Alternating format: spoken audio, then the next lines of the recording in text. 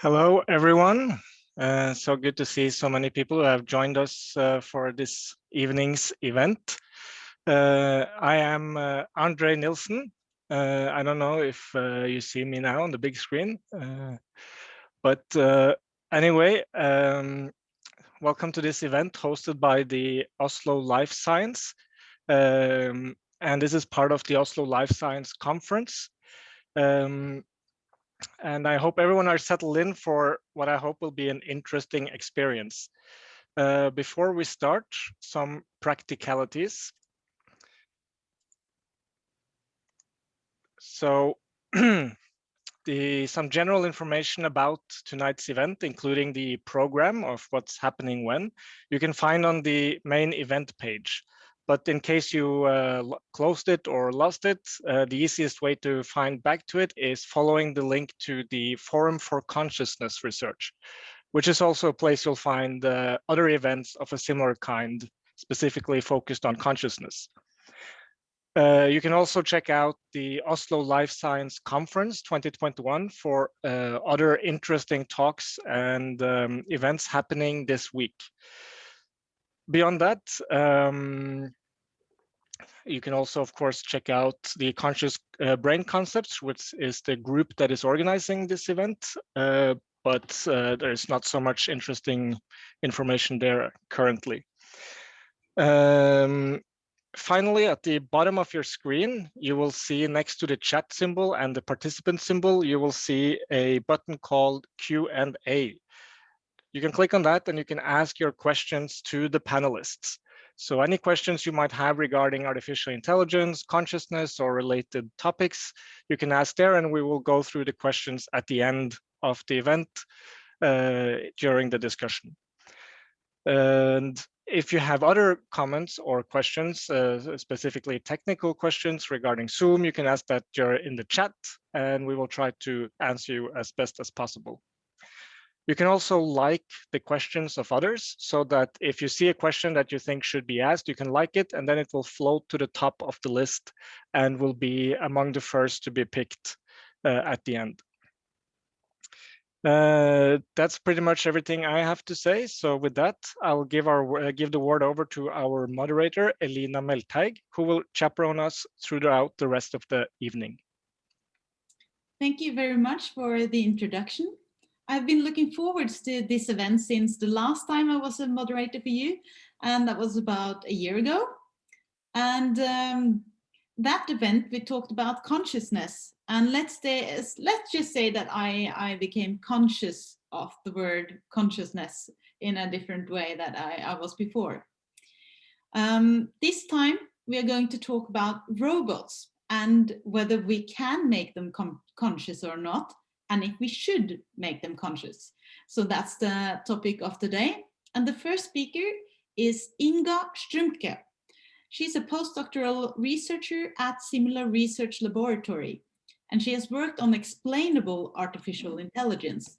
So please, whether you're at home or where you are, give her a big applause, and we'll let her start off the show.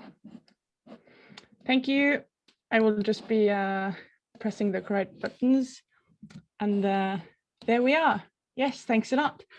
All right, so fundamentally, kind of, so to speak, I'm a physicist. So I like to think that everything can be explained. In particular, I'm a particle physicist, so I think that everything kind of boils down to either matter, energy, and interactions, or to information, depending on which is more fundamental. And regarding consciousness, I really have more questions than I have strong opinions, but I have a few, or I have two, to be precise. And I want to share these with you, starting with the one thing that I am, based on my observations and my p-value calculations, certain about, which is that the consciousness that we experience directly in ourselves and indirectly in other humans resides inside this organ. So somewhat 1400 centimeters cubed of correctly organized material gives rise to it all. That's one of the two things that I feel sure about, and I'll share the other thing in 9 minutes. So, but first, I'd like to kind of share how I approach the whole question. And by question, I don't mean just what is consciousness, because while I think it's interesting to discuss how it can be defined, I think that the more practical question is what has been coined the hard problem of consciousness. So consider the computer that you're watching me through here. It's certainly processing information, right? But it's not having experiences. I think we agree on that. Now your computer will get smarter every year, and in 10 years it can perhaps win Jeopardy, like IBM's Watson. And in 10 more years or something, you can perhaps have a meaningful conversation with it, like the one in the movie, Her. And that program will, for us, have a consciousness. But if this happens, how did it get there and why? And that is the hard problem. So I will try to address both the what as well as the how and the why. And my first question here is it something purely physical? Now, being a physicist and all, I kind of have to assume that the answer is yes, because if not, then you should ask somebody else and not me to talk about it. So I will just take it for granted for now. So next, if it is physical, then is it a computation? Well, consciousness can certainly be turned off and somehow on again. If you have ever been anesthetized in a hospital, then you know this. And the way I interpret this is that it must be a process that can be temporarily halted. It's not destroyed because it's paused, right? So how would consciousness not be a computation? Well, let's think about it.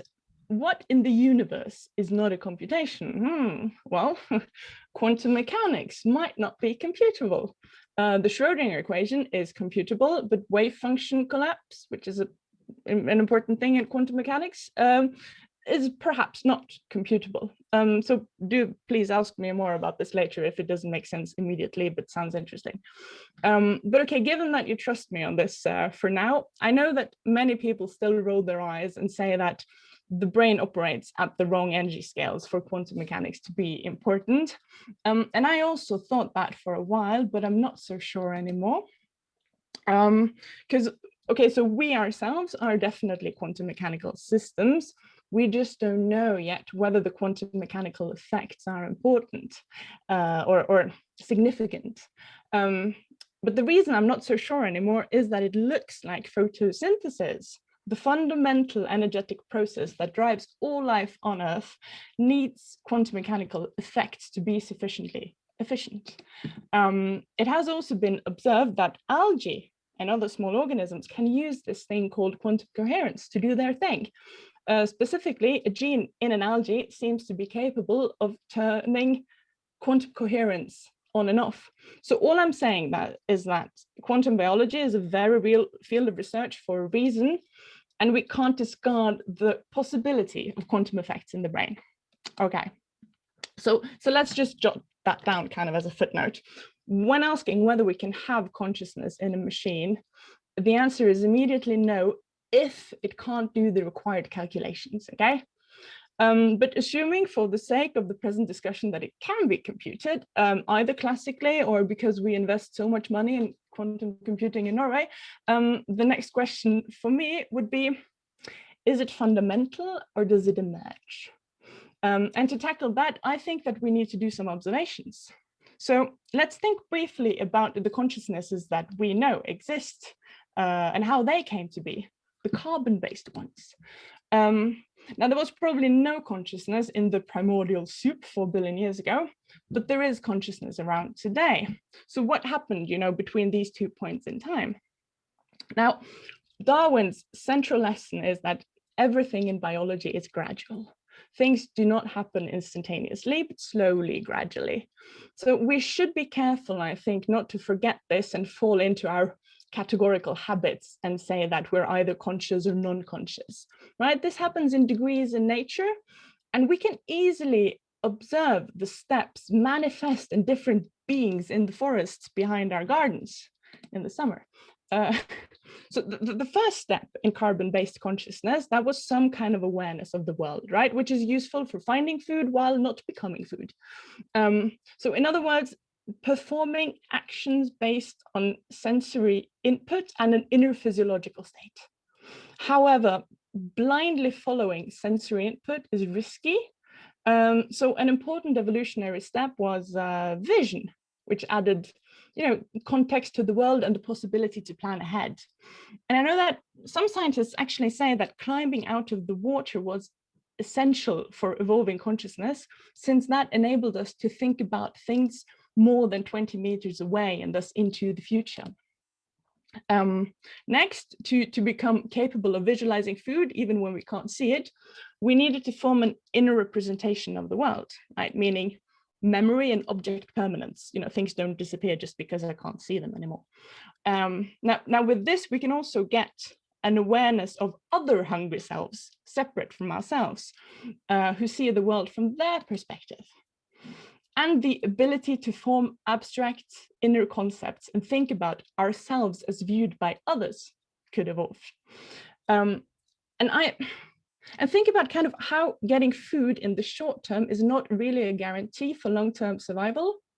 So for us advanced carbon-based creatures, social acceptance is crucial for long-term survival. So to ensure social acceptance, we need to know how others perceive us. So we need to simulate other people's experiences of ourselves.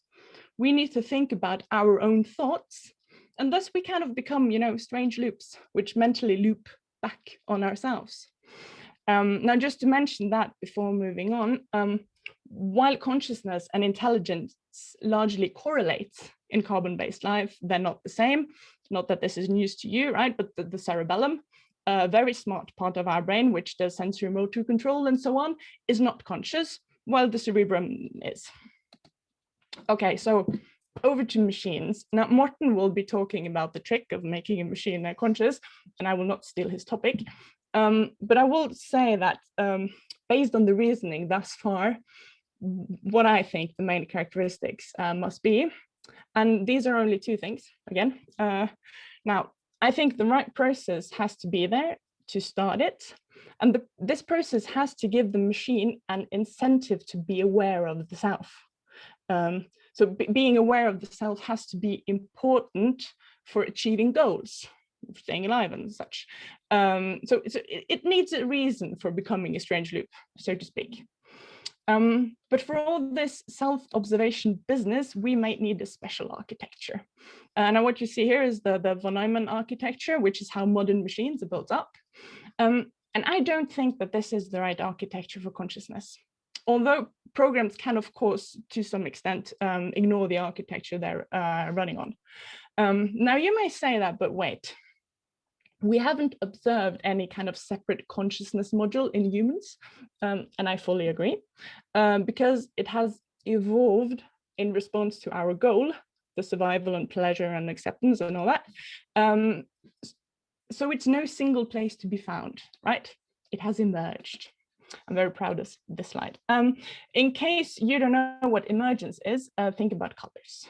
Atoms and molecules don't have colors, but things made up of atoms and molecules do, like cats. So color is an emergent property. There is no color in the fundamental laws of the nature, but it still exists. So there are no cats in the fundamental laws of physics either, but they're also existing physically. So consciousness is, in my opinion, very real without being fundamental. In our universe, we have only seen it emerge. Now, still, that does not mean that it doesn't require some fundamental process we don't know in order to emerge. So in order to make consciousness, I think we need to make a kind of a self-observation module which is not capable of seeing through the decision processes which are going on. Also, we humans cannot access our memories without changing them, and those we access frequently are less prone to be deleted and so on. So the von Neumann architecture will definitely require some modifications, I think. But I have a hunch that Morten might tell us more about that. So lastly, I just want to say that while I think that a kind of a computronium makes sense, so just a substance which can compute, I don't think that consciousness-tronium or whatever makes sense. I think that consciousness is emergent with no specific building blocks and is achievable in machines in very short. So that's it from me for now. Thank you very much. Thank you. That was an excellent introduction. And the next speaker, as you mentioned, is actually the professor in informatics at the University of Agder, Morten Goodwin. Now, we just had the explainable artificial intelligence, but Professor Goodwin will tell us the secret to making it conscious. So please give him a big applause in Zoom, and we'll give him the stage. Great. So thank you for including me, and thank you for an excellent introduction, Inga, and all. Very nice to be here. And it's exciting to see the field of AI also talking about consciousness, because we know that the AI is full of people trying to replicate and simulate various features of our intelligence. And to a large extent, we've already succeeded in that. So we are solving complex problems with artificial machines like never before. And as AI, artificial intelligence, advances into humanity, it will become part of our everyday life as it is. And I don't have any slides or anything like that, but I can already now spoil the ending of my talk, because it's if you want to doze off for 10 minutes, you can just listen now if you want. And the secret to artificial consciousness is, of course, to understand what we're trying to solve. So that is what we see in computer science all the time. When we understand what we're doing, it's so much easier to actually solve it. And I think this is key to the consciousness problem as well. Understanding it is part of it, but also making it simple enough. Many people think that when we make things complex, we're able to solve complex things. That turns out not to be true. In artificial intelligence, we see it all the time, that we make architecture simpler, we're solving more complex problems. And I think this is the case here also. So trying to build intelligence outside of the human body has been the goal for the AI community for a long time. And it has a long time been about simulating the brain in various aspects, from Rosenblatt and Minsky to Benjo and Hinton today. And today, the algorithms that work today are very much simplified human brain simulations. We have these artificial neurons, we have these artificial spiked neurons that are kind of meant to mimic the brain in some ways. And it turns out that intelligence is computable or algorithmic, as Inga talked about. So that means that we can make algorithms that actually solve intelligent problems. We solve problems intelligently. But it turns out that it is not about making the methods complex. In fact, it's about making them simpler. So the famous examples of chess playing algorithms, we have this method that many know of called Stockfish. That this is the one on NRK, the arrow that goes back and forth.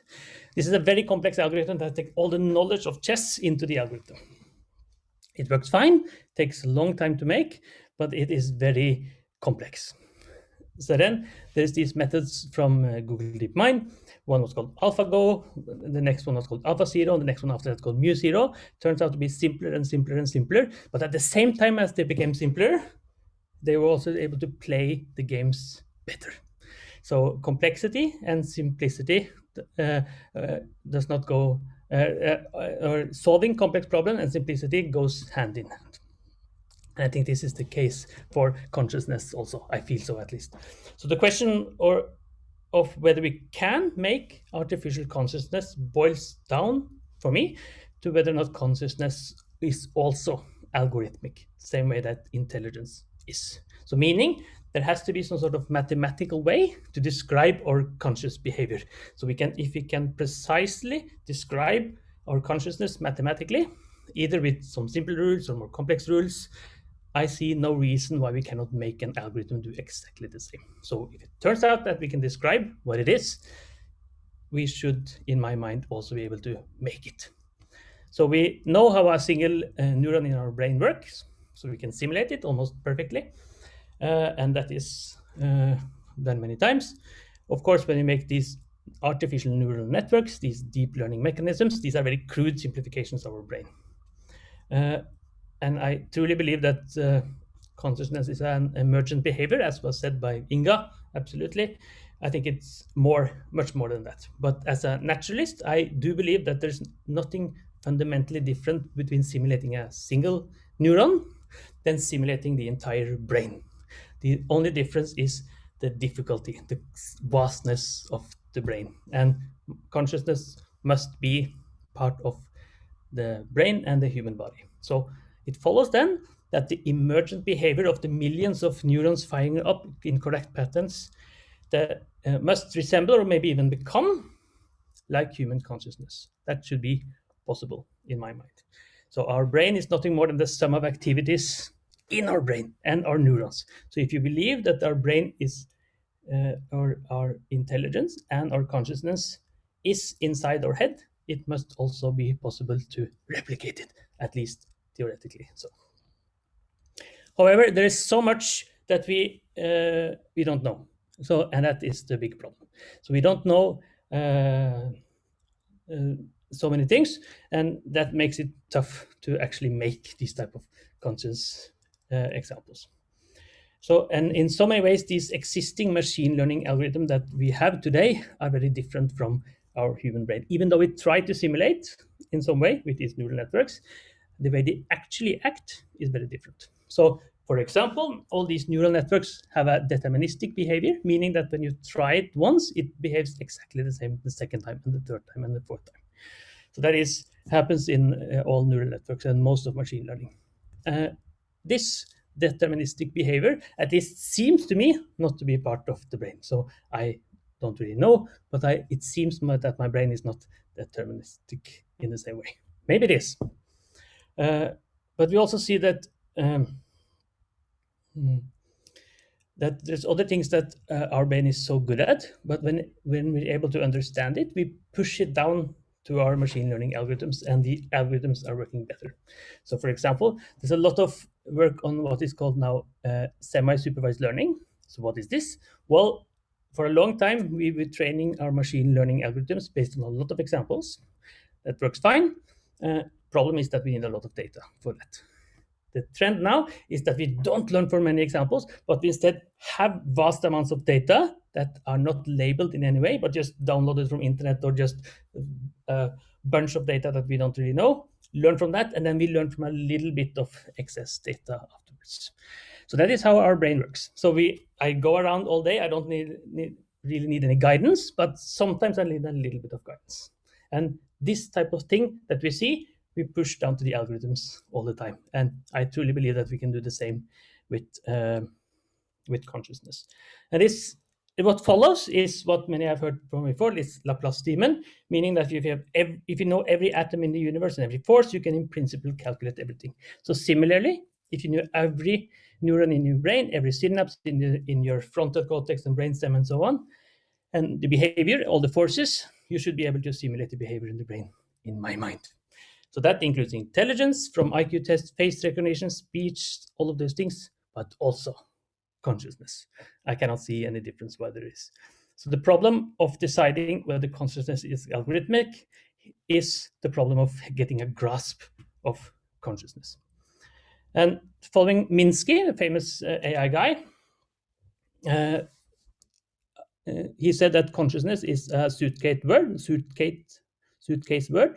So suitcase word is not the same in the Norwegian koffertord. So this is something very different. So suitcase word means that it means a lot of things at the same time. So for example, Inga talked a lot about awareness. Of course, that's part of consciousness. It's part of being awake. That is very different than aware.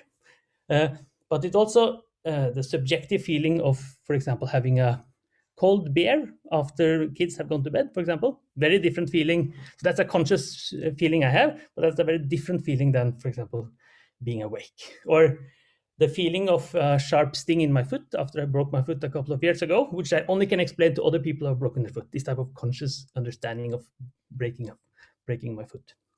So when I talk about consciousness, I don't only talk about the awareness or the self-awareness. I talk about much more. I talk about the understanding of ourselves, which Einar has told me is called the hard problem of consciousness, meaning the qualia, the redness of red, the feeling of cold beer, or the feeling of a broken foot, or the feeling of home office anxiety, for example. That is very different than actually being awake. And I believe also that can be simulated. And simulated means, in my mind, also replicated.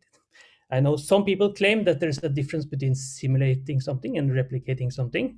There was this big debate between Turing and later Searle about simulating intelligence and acting intelligent. I don't see the difference. Of course, there's many simulations and many models that are crude approximations of what's happening. That is what we see in machine learning. Those are crude approximations of intelligence. The actual replication, the actual simulation that is working perfectly has to be a true replication. Simulations can be approximations, but they don't have to be.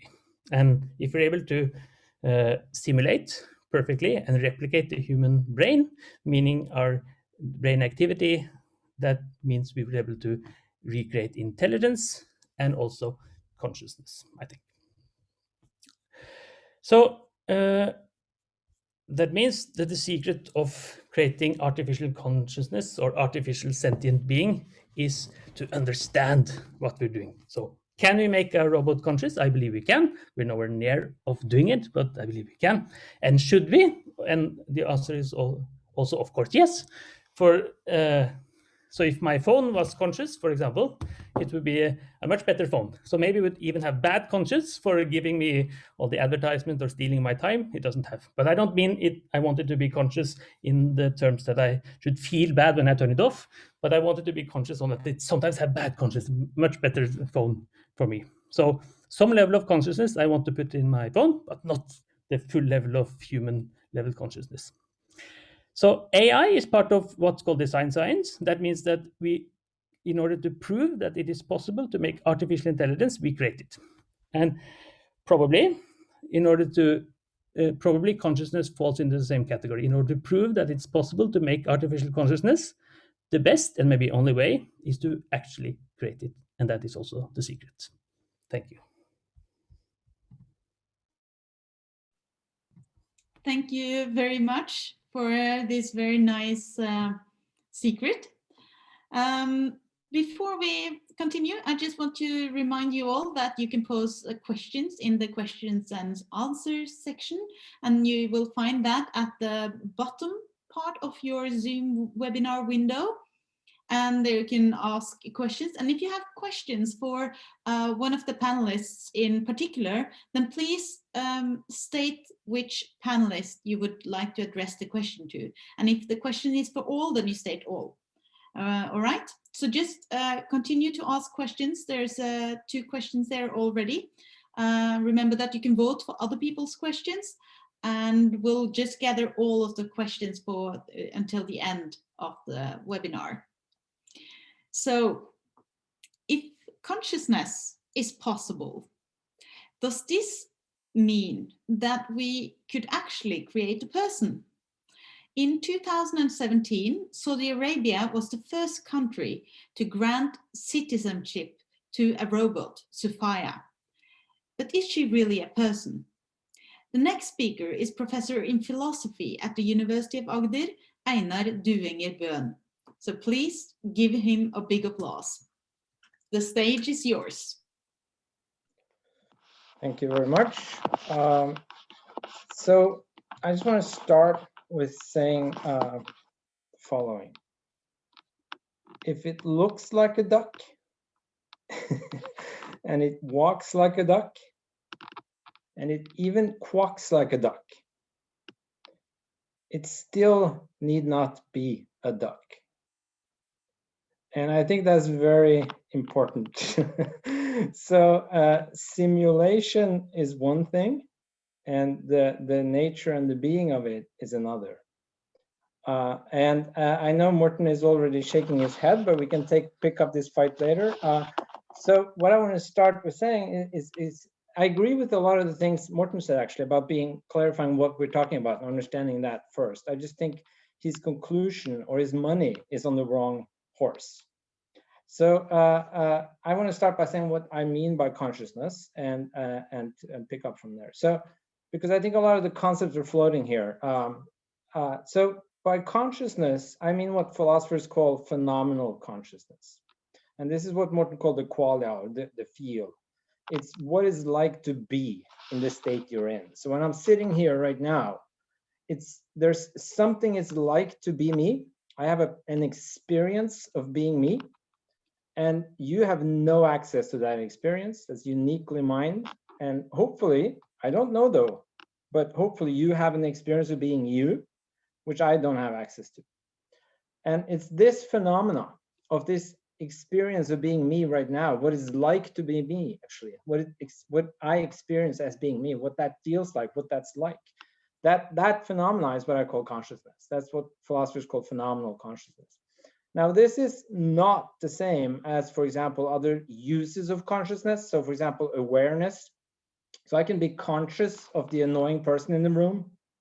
That means I pay attention to, or I am aware of this person. That's not what I mean, because that kind of awareness we already have. So my kids have these Google Homes in the room. And so they say, hey, Google, and it responds. So it's already aware of them in the room. So it has that kind of focus and attention and awareness already. So that already exists all over the place. Siri on your phone is aware of you because it replies to your voice and so on. So awareness is not what I mean. You can have awareness without the consciousness I'm talking about.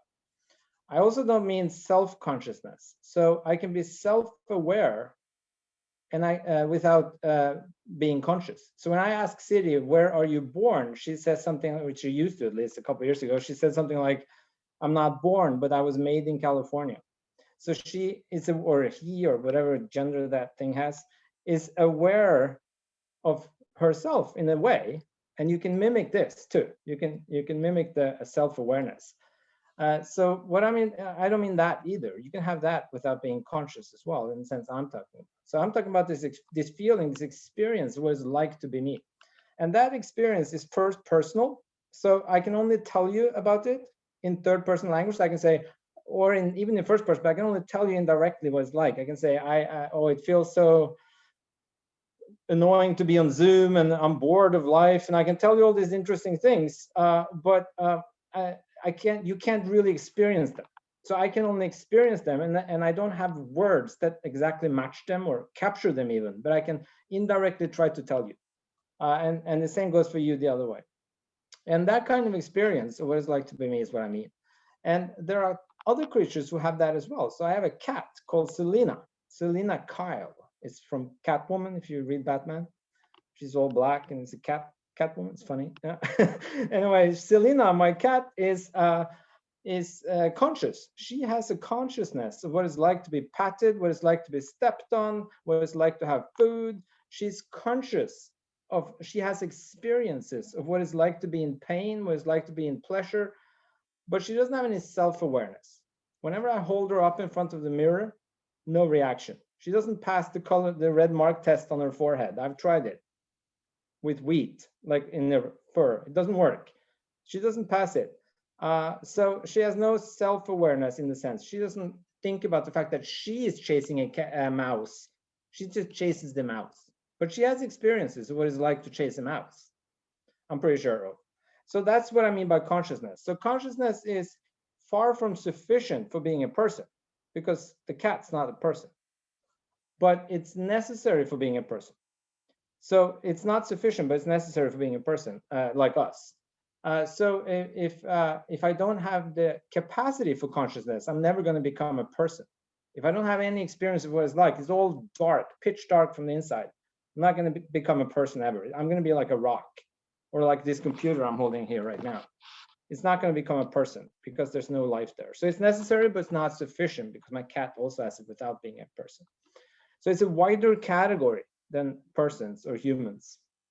I don't think humans and persons are equivalent, but never mind that.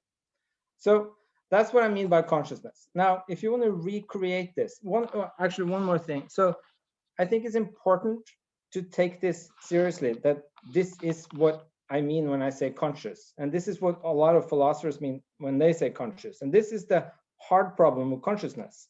explaining this kind of phenomena, not the awareness, not the self-awareness. That's all like easily explained without this. So the hard problem is about this kind of phenomena. And I think it's important to take it seriously that this is a first personal phenomena. This is essentially, it means that if you take away the personal experience, the first person perspective, when I say, this is what it's like to be me, and I can just point to it. If you take that away from it, it's just, you're going to lose the phenomena. This is essentially picked out as a first personal phenomena. So that's very important. So it's uniquely mine. My consciousness is uniquely mine. No one else has access to it. That's what's so sad, because that's why we don't understand each other, because we don't have access to each other's heads. So this is uniquely first personal phenomena, essentially, meaning you can't take it away without losing the whole thing. Now, so what's artificial consciousness? Well, the way I see it, it's recreating this kind of phenomena in artificial matter, meaning most generally in matter that's not biological like us. More specifically, in our days, we think about this in terms of recreating it in a digital computer with chips and bits. That's what we want to do. So we want to functionalize it. We want to, I think Morten was saying that we want to recreate it in an algorithm that can be implemented in a machine. So that's what I think of as artificial consciousness when we talk about it. Now here's the problem. I think this, so I'm going to be the party pooper. I think this is just not going to happen. I think this is like talking to my cat and expecting it to reply if I just speak clearly enough. It's just not going to happen. It's just not of the same kind. And I think the reason is digital computers are essentially algorithmic, like Morten was saying. So a digital computer is essentially a third person phenomenon. It's like, it follows rules. It says, you know, an algorithm is basically just if this, then that. If you give it this input, give that output. Train it on this material, it's going to give you this reply. Train it on the same material again, it's going to give you the same reply. It's just a functional thing. It's like a thing that's just going to run again and again. And let's just say it's functional. We can discuss the details of this in the Q&A, but it's just a functional phenomenon. It's a function. And that's fully explainable in a third person language and in a third person understanding. You say, if this, then that, or this or not that. You can, there's many ways you can implement it, but it's just essentially fully explainable in a third person language or from a third person perspective, meaning this, you know, if this, then that. Consciousness is essentially first person. It's like, oh, this is what it's like to feel this kind of experience. So consciousness, as I see it, is exactly what Morten was pointing out. It's not algorithmic in my mind. It's a way of being rather than a way of doing. So it's not something that can be done in the sense that if you just do this, then you're going to get that. But it's something that is. It's the way these algorithms are in our brain. So it's not what the brain does. It needs to do stuff, of course. I'm not saying it doesn't need to do stuff. The brain needs to work. So that's not what's at issue. But it's not, it need not be sufficient. This is the quack and duck case I started with.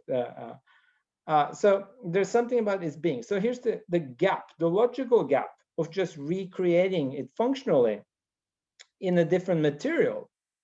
The logical gap is that this consciousness might, for all we know, be necessarily or essentially connected to the matter it's made of.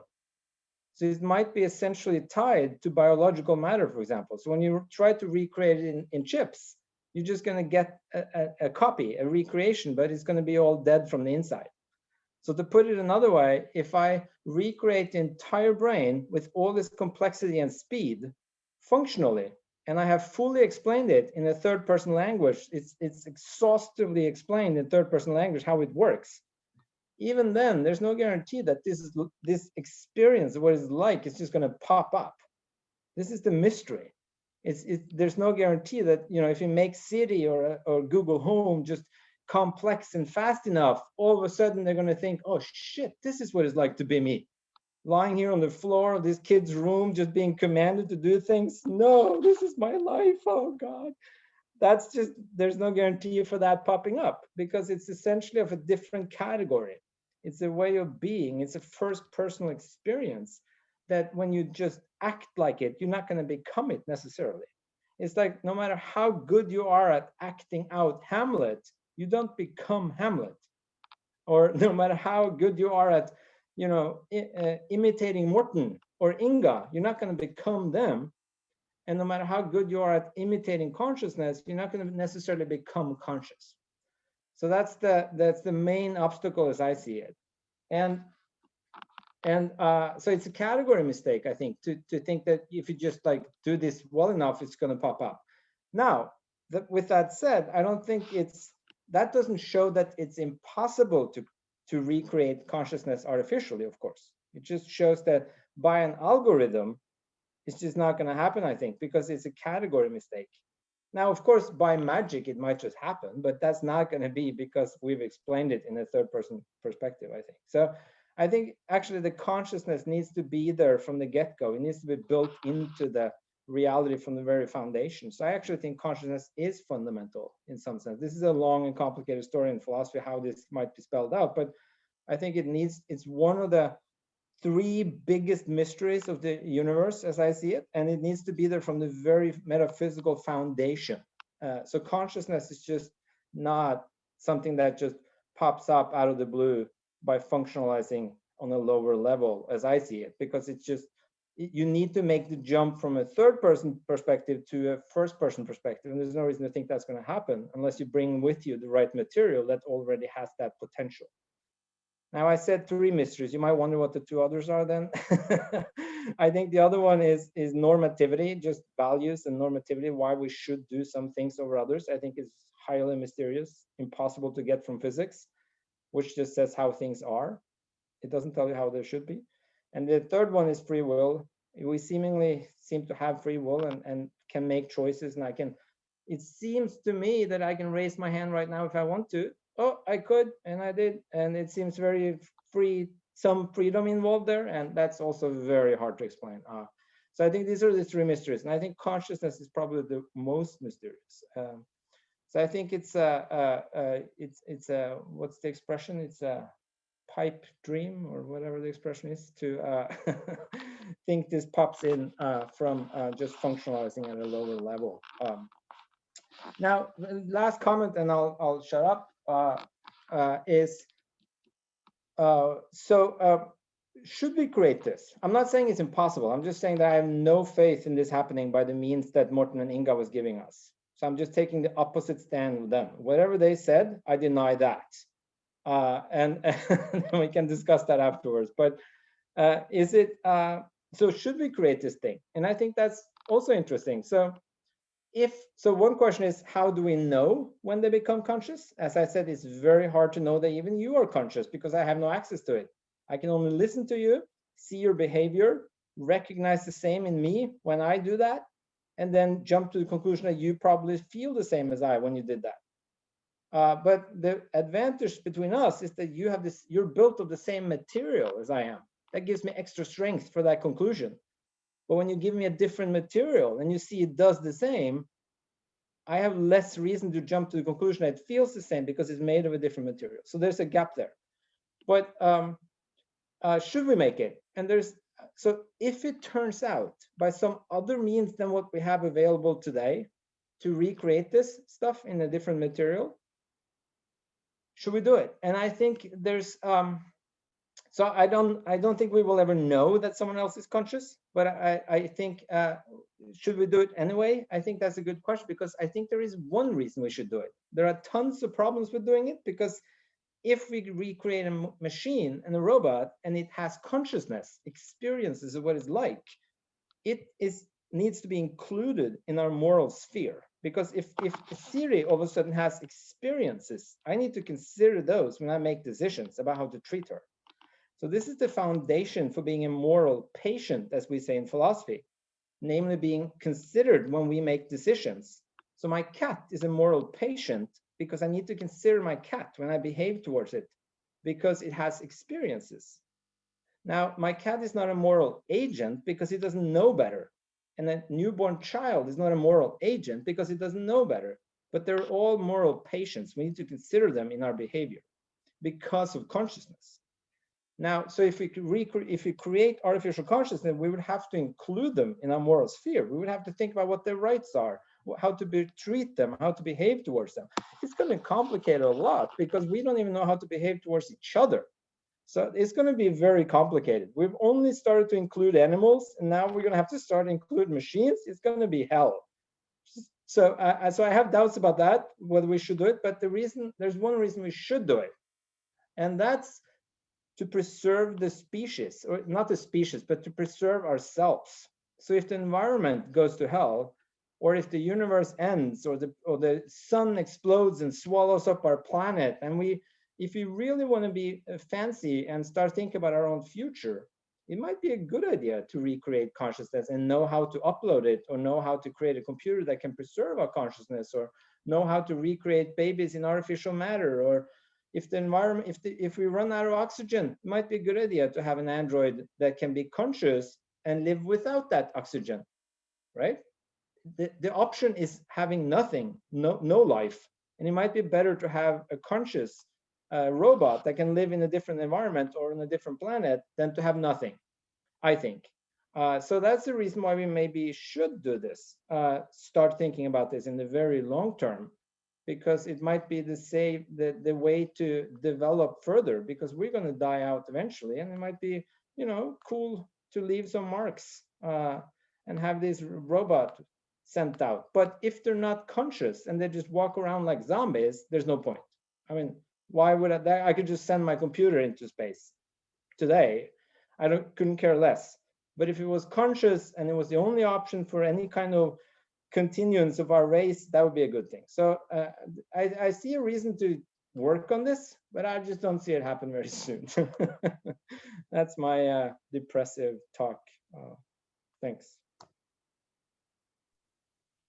I realize now that I'm really, really looking forward to the discussion later on.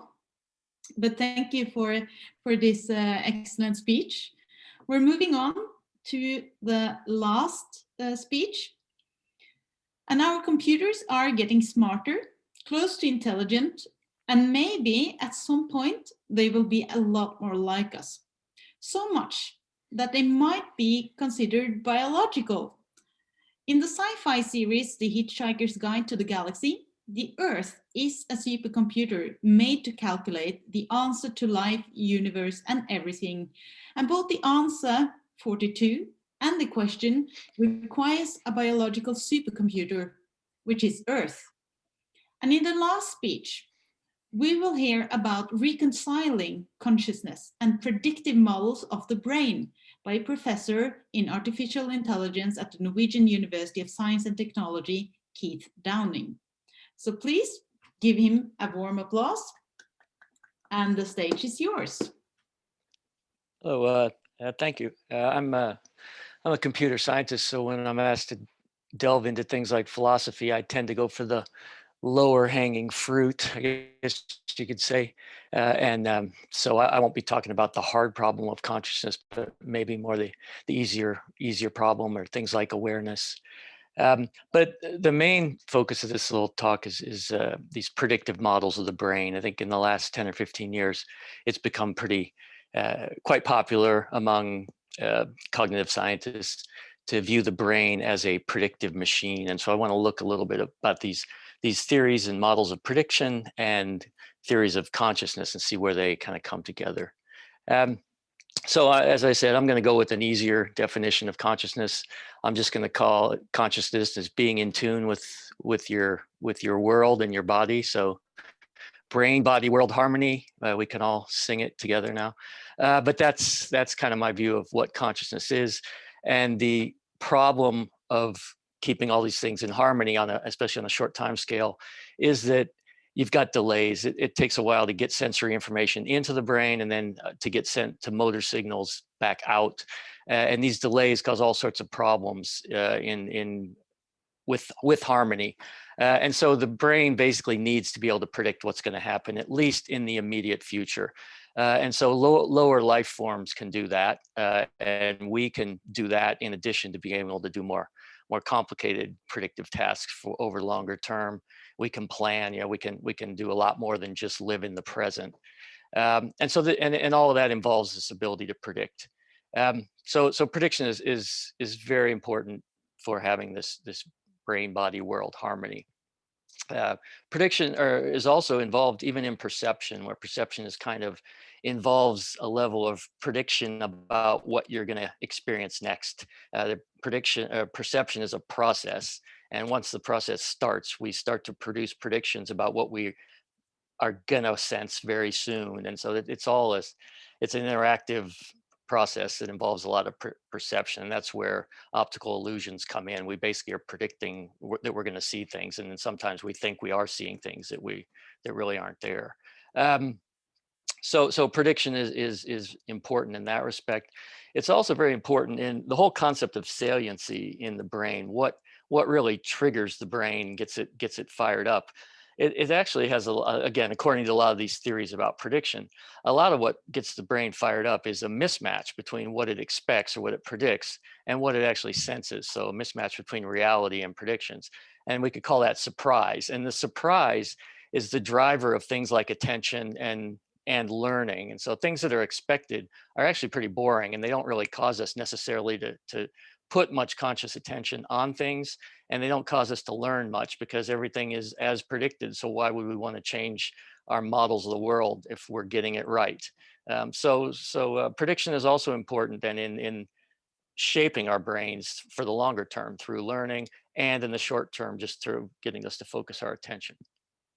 And this has been discussed by a lot of different people in a lot of these different books in the last 15, 20 years.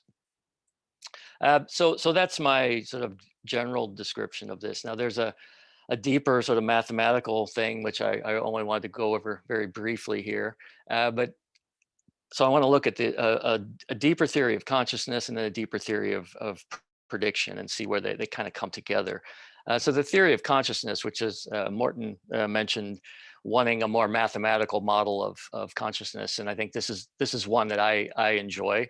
It's called the Information Integration Theory of Consciousness by Tononi, and basically saying that it's this measure of consciousness he calls phi, and phi is based on two things: differentiation, which is you have a broad range of experience states. That is, you may, your brain can basically get you into a lot of different states, essentially based on the inputs it gets. And there's an integration, so that different parts of the brain are in different states, but they interact with one another. It's not just that one part's in one state and the other's in another state and they never talk. It's a lot of crosstalk in this view of consciousness.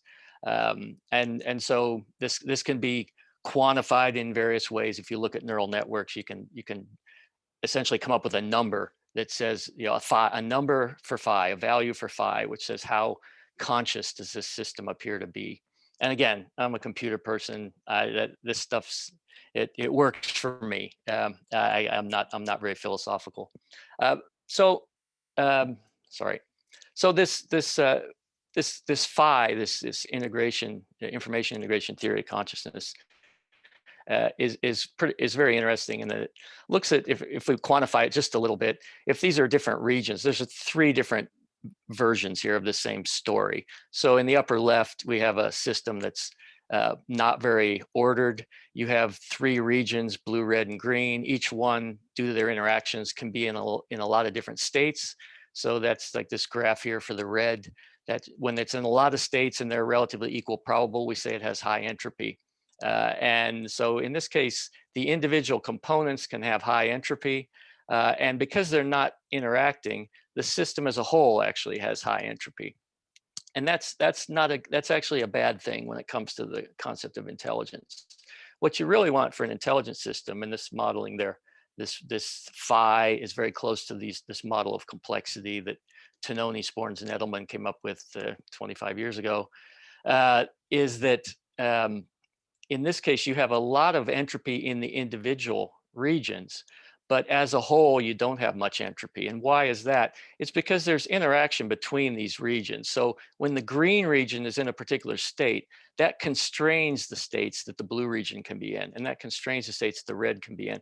And so even though each area can have a lot of states, together they're more restricted than in this disordered state where essentially they can all sort of bubble along and be in all sorts of different states. So this model of complexity is really useful in, it's a cornerstone then of the phi concept, the concept of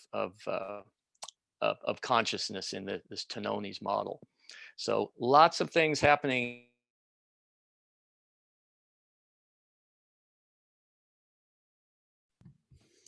I lost sound.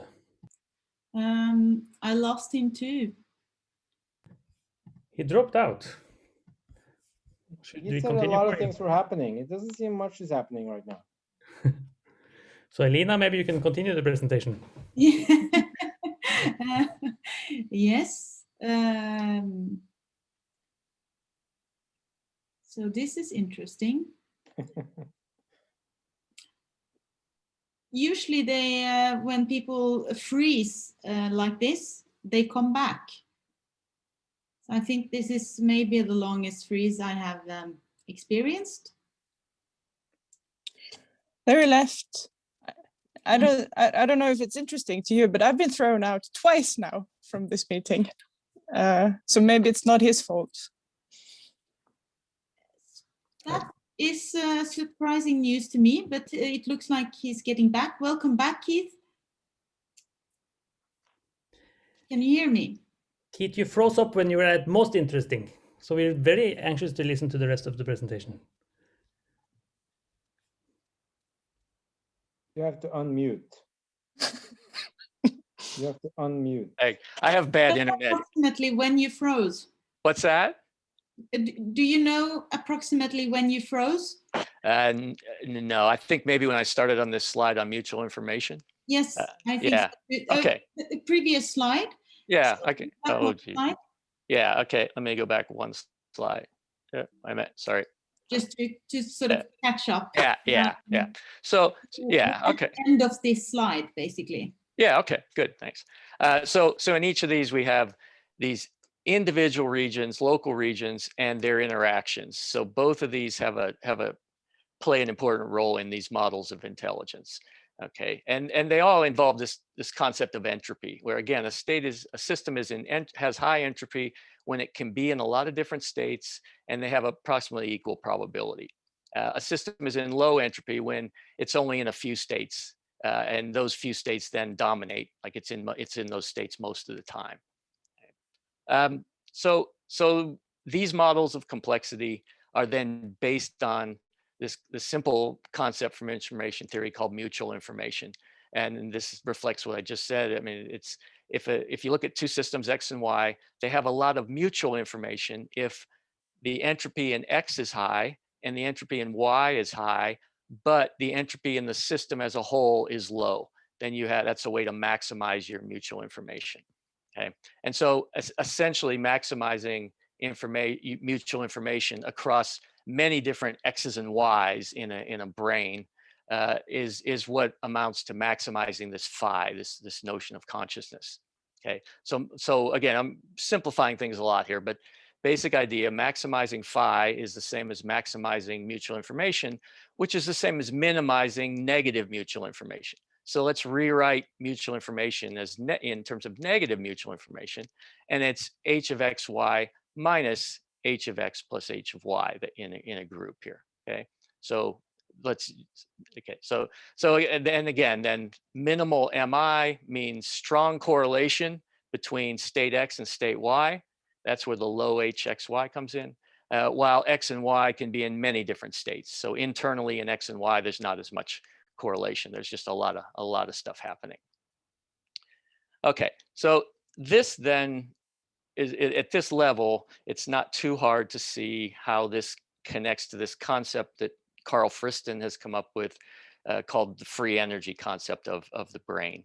And this is one, how do you look at energy in the brain? You look at energy in the brain typically as a conflict or a mismatch. So if one neuron is very active and its downstream neuron that it impinges upon is also active, and if the connection between them is strong, excitatory, then that's considered a match. Like when this is on, this should be on because the connection between them is strong. A mismatch is the opposite. Like the upstream neuron is not very active, but the downstream neuron is active. And the connection says there should be a link between the two, saying, well, if this one's not active, this one actually shouldn't be active either. So here you've got a conflict. So the concept of energy then in neural networks has to do with conflicts, basically. And so what Friston has found then with his model of free energy and how it relates to the brain, very quickly in physics, free energy is energy minus entropy. And we've already talked about entropy a little bit, which the concept of entropy in information theories is a little different, but it has quite a bit of similarity actually to the one in thermodynamics. And the energy concept is different from in thermodynamics, but it amounts to this concept of conflict. So the free energy is, the goal of these systems is to minimize free energy. That's in Friston's view, an intelligent system is going to want to try to minimize free energy. And how do you minimize this F? Well, you minimize the error of your predictions. And here's where this conflict comes in. If your brain is expecting certain things and it's not getting them, then it's not, for example, the brain expects to see certain things or feel certain things and the body isn't feeling them or seeing them, then these are errors. And what you'd like to do to minimize free energy is you'd like to minimize those predictions, that error, those prediction errors, and you'd like to actually maximize the entropy of the states that the brain can be in, these different causal states that the brain can be in. And then there's a little more math to this. I don't have time to go into this, but the basic idea though is right here, that free energy is trying to avoid conflict, at the same time having many different brain states that your sensory environment can cause you to get into. Okay, that's the basic idea there. And so this you can then get can begin to see the similarities between the low free energy and heightened consciousness. And that when you have low free energy, the current sensory states are well predicted by the causal hypotheses that are embodied in the activations in your brain. And in addition, you have many different possibilities. You have many different causes that your brain could entertain at any one time. You're not just a one, forget it. You're not a one-trick pony. You have lots of different ways that you could view the world, and lots of different explanations you can have for what you're experiencing. All of that is lower free energy, and all of that is also heightened consciousness, according to these two definitions.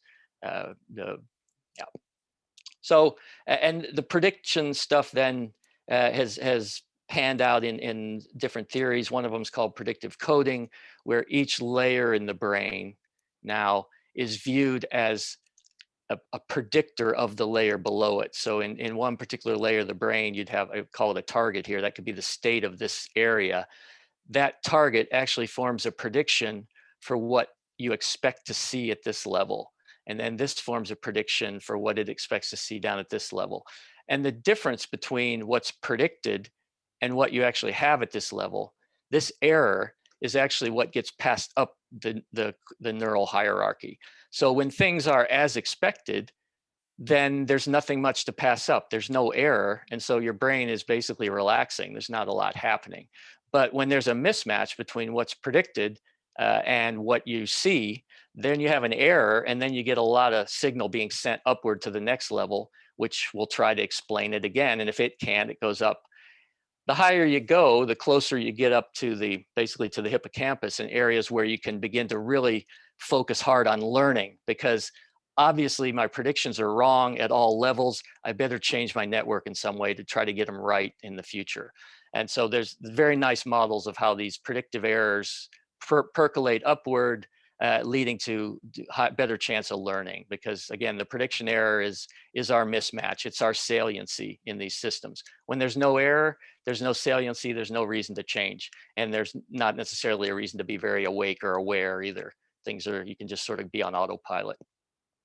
So to summarize then, in general, you could say that when prediction error is low, that leads to low free energy, which correlates with high phi, which correlates with high consciousness. To look at it in a little more detail, you could say on the long term, systems that are good at handling their prediction error are going to be good at keeping free energy down.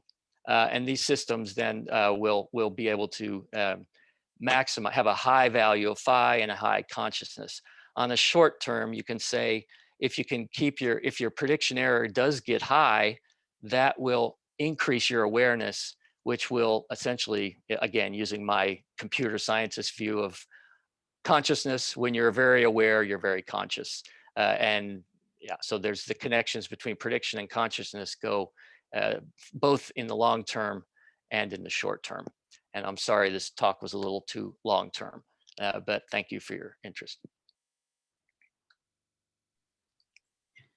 Thank you very much for the nice presentation. And I'm sorry if you were somehow thrown out or froze or whatever happened, but all right. Just keep going and we go on to the panel discussion.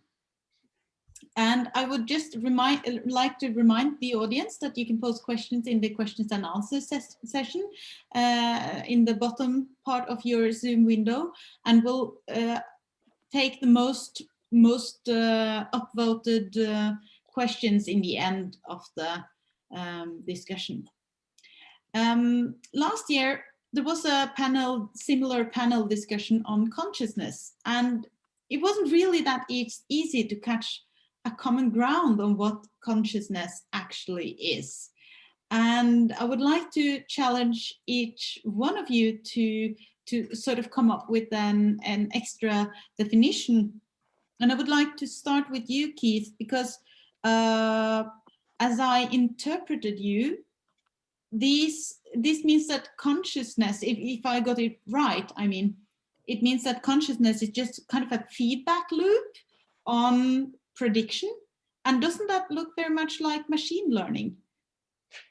The models that I've talked about, there's definitely no biological bias in these. You could say that a neural network is conscious, although most of them aren't. The deep learning nets are, I wouldn't say are on this model, based on these models, but there are certain, you could just say that it is a computational feature, and it just involves areas being very active and also being very integrated, and so you could, there's no substrate bias there that could be happening in computers or in the brain or in a society. You could say a society is very conscious if you have a lot of people who do a lot of things and they talk a lot. So it's a very general definition, which I know is not popular among a lot of people.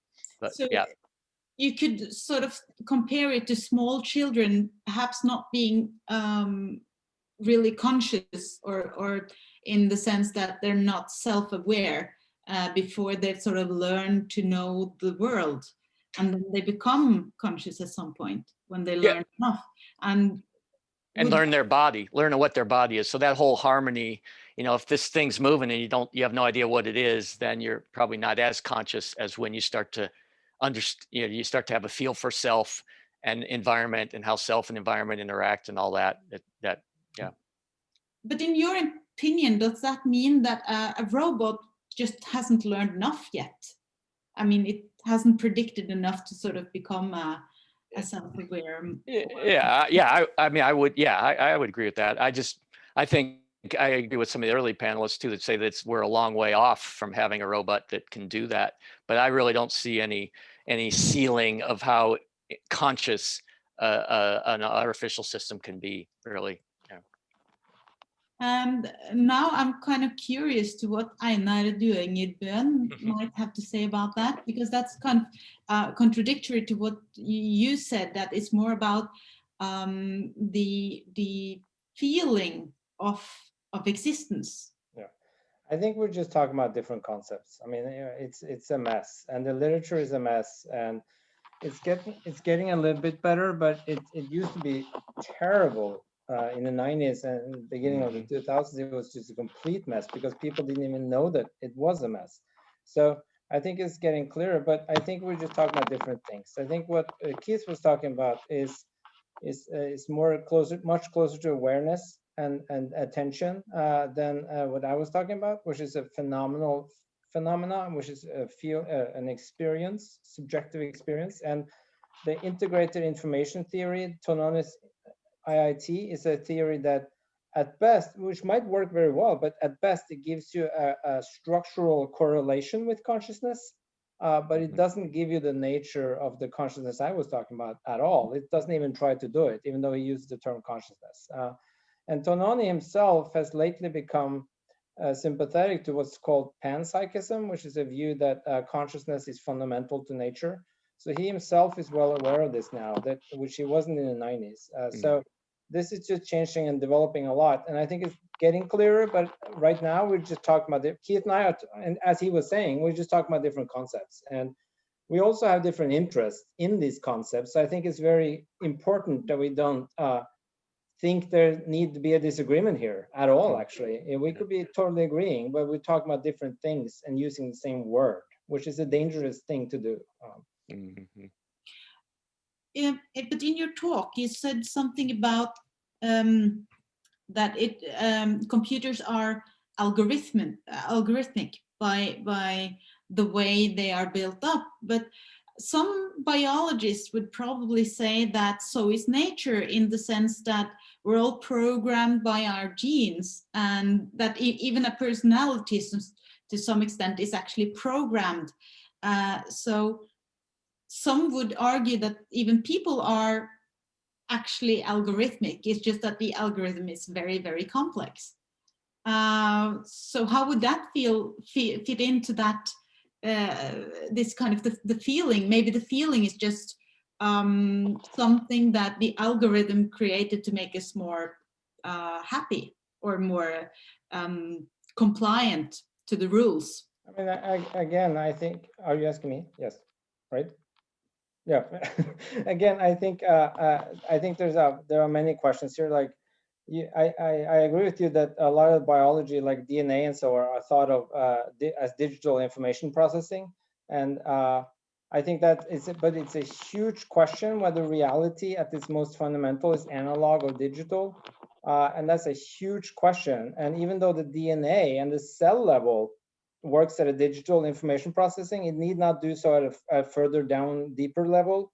So again, this is just huge, very controversial, and whether you functionalize and replicate the biological level in a different matter, you might not get the same feel because it's in a different matter.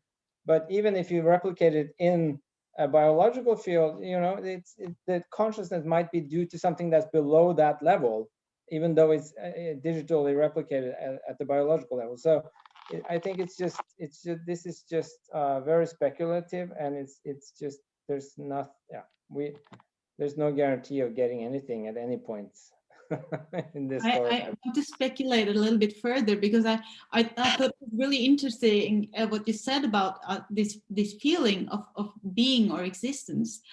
But one thing is taking a cat, but then another thing is taking a cell that you could sort of argue being a little bit more computer-like, not completely, but functioning a little bit more in a more algorithmic way.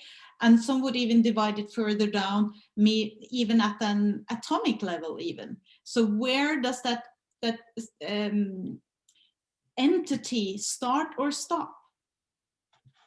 I think that the physicist should answer that question. I don't think a philosopher should answer that question. All I'm saying is that from a philosophical perspective, the conceptual level, the consciousness that we're talking about doesn't pop out of that structural, functional thing they're talking about. But I think Inga perhaps should answer the physical question at what level this. Yeah, I just want to throw one more question in your direction, because, like, imagine that I had a Siamese twin that was actually attached. We were actually attached, and we had common blood, but we might have two consciousnesses, if that's possible to say. And how do we explain that? Because it's technically being the same body.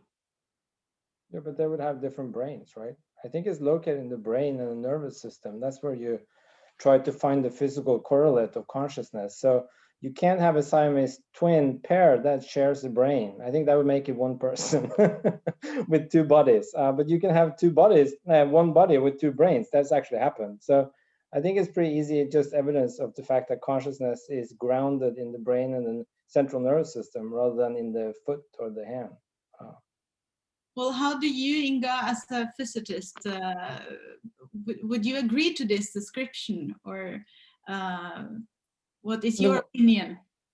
The one with the brains, or the, because I thought that the question you asked that Einar didn't really want to lean into was just a question of emergence.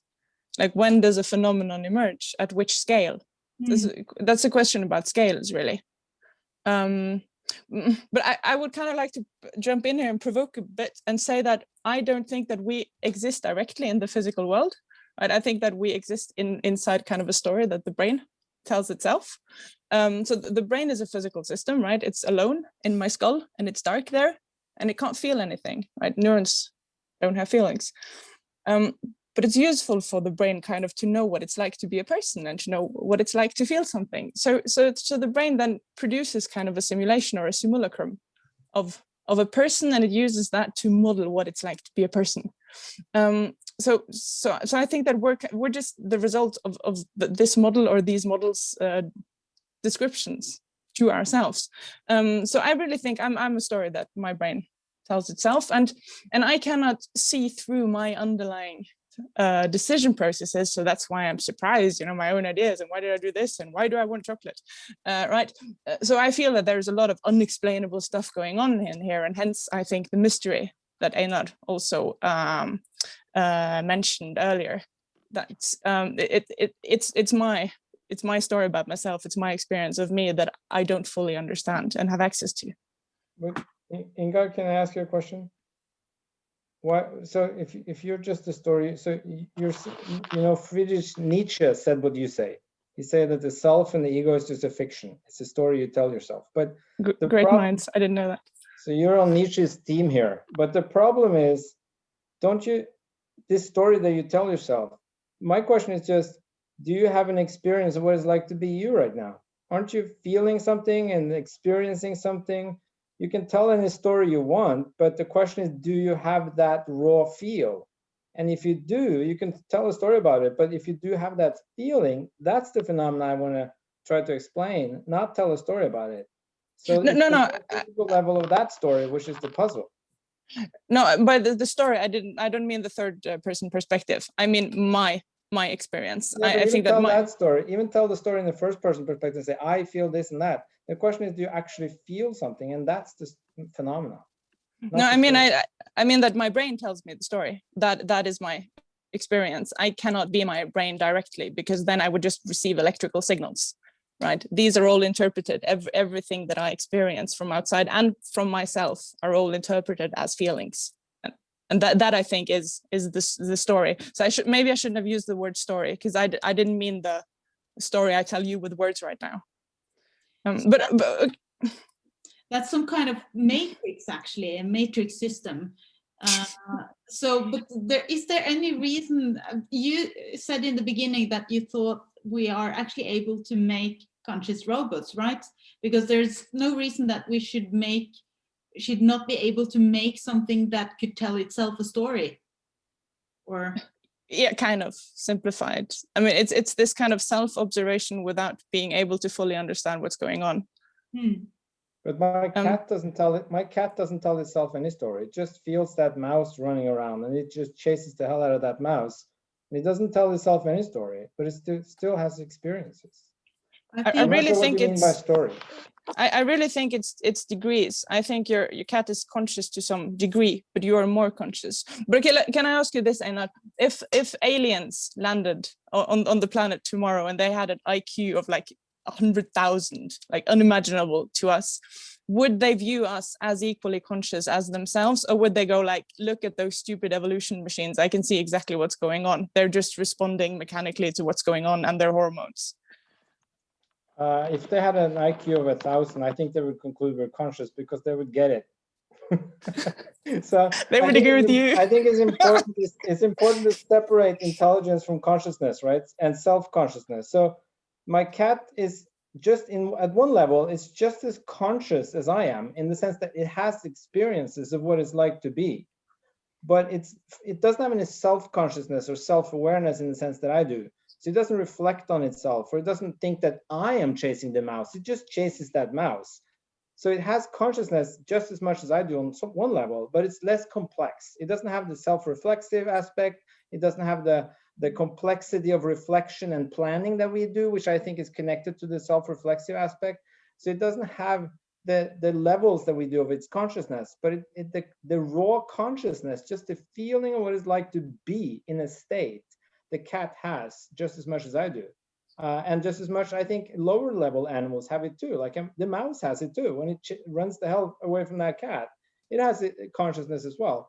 And where it drops out, so does ants have it? Does bees have it? I don't know, but researchers starting to saying they do. So God knows where it's going to end.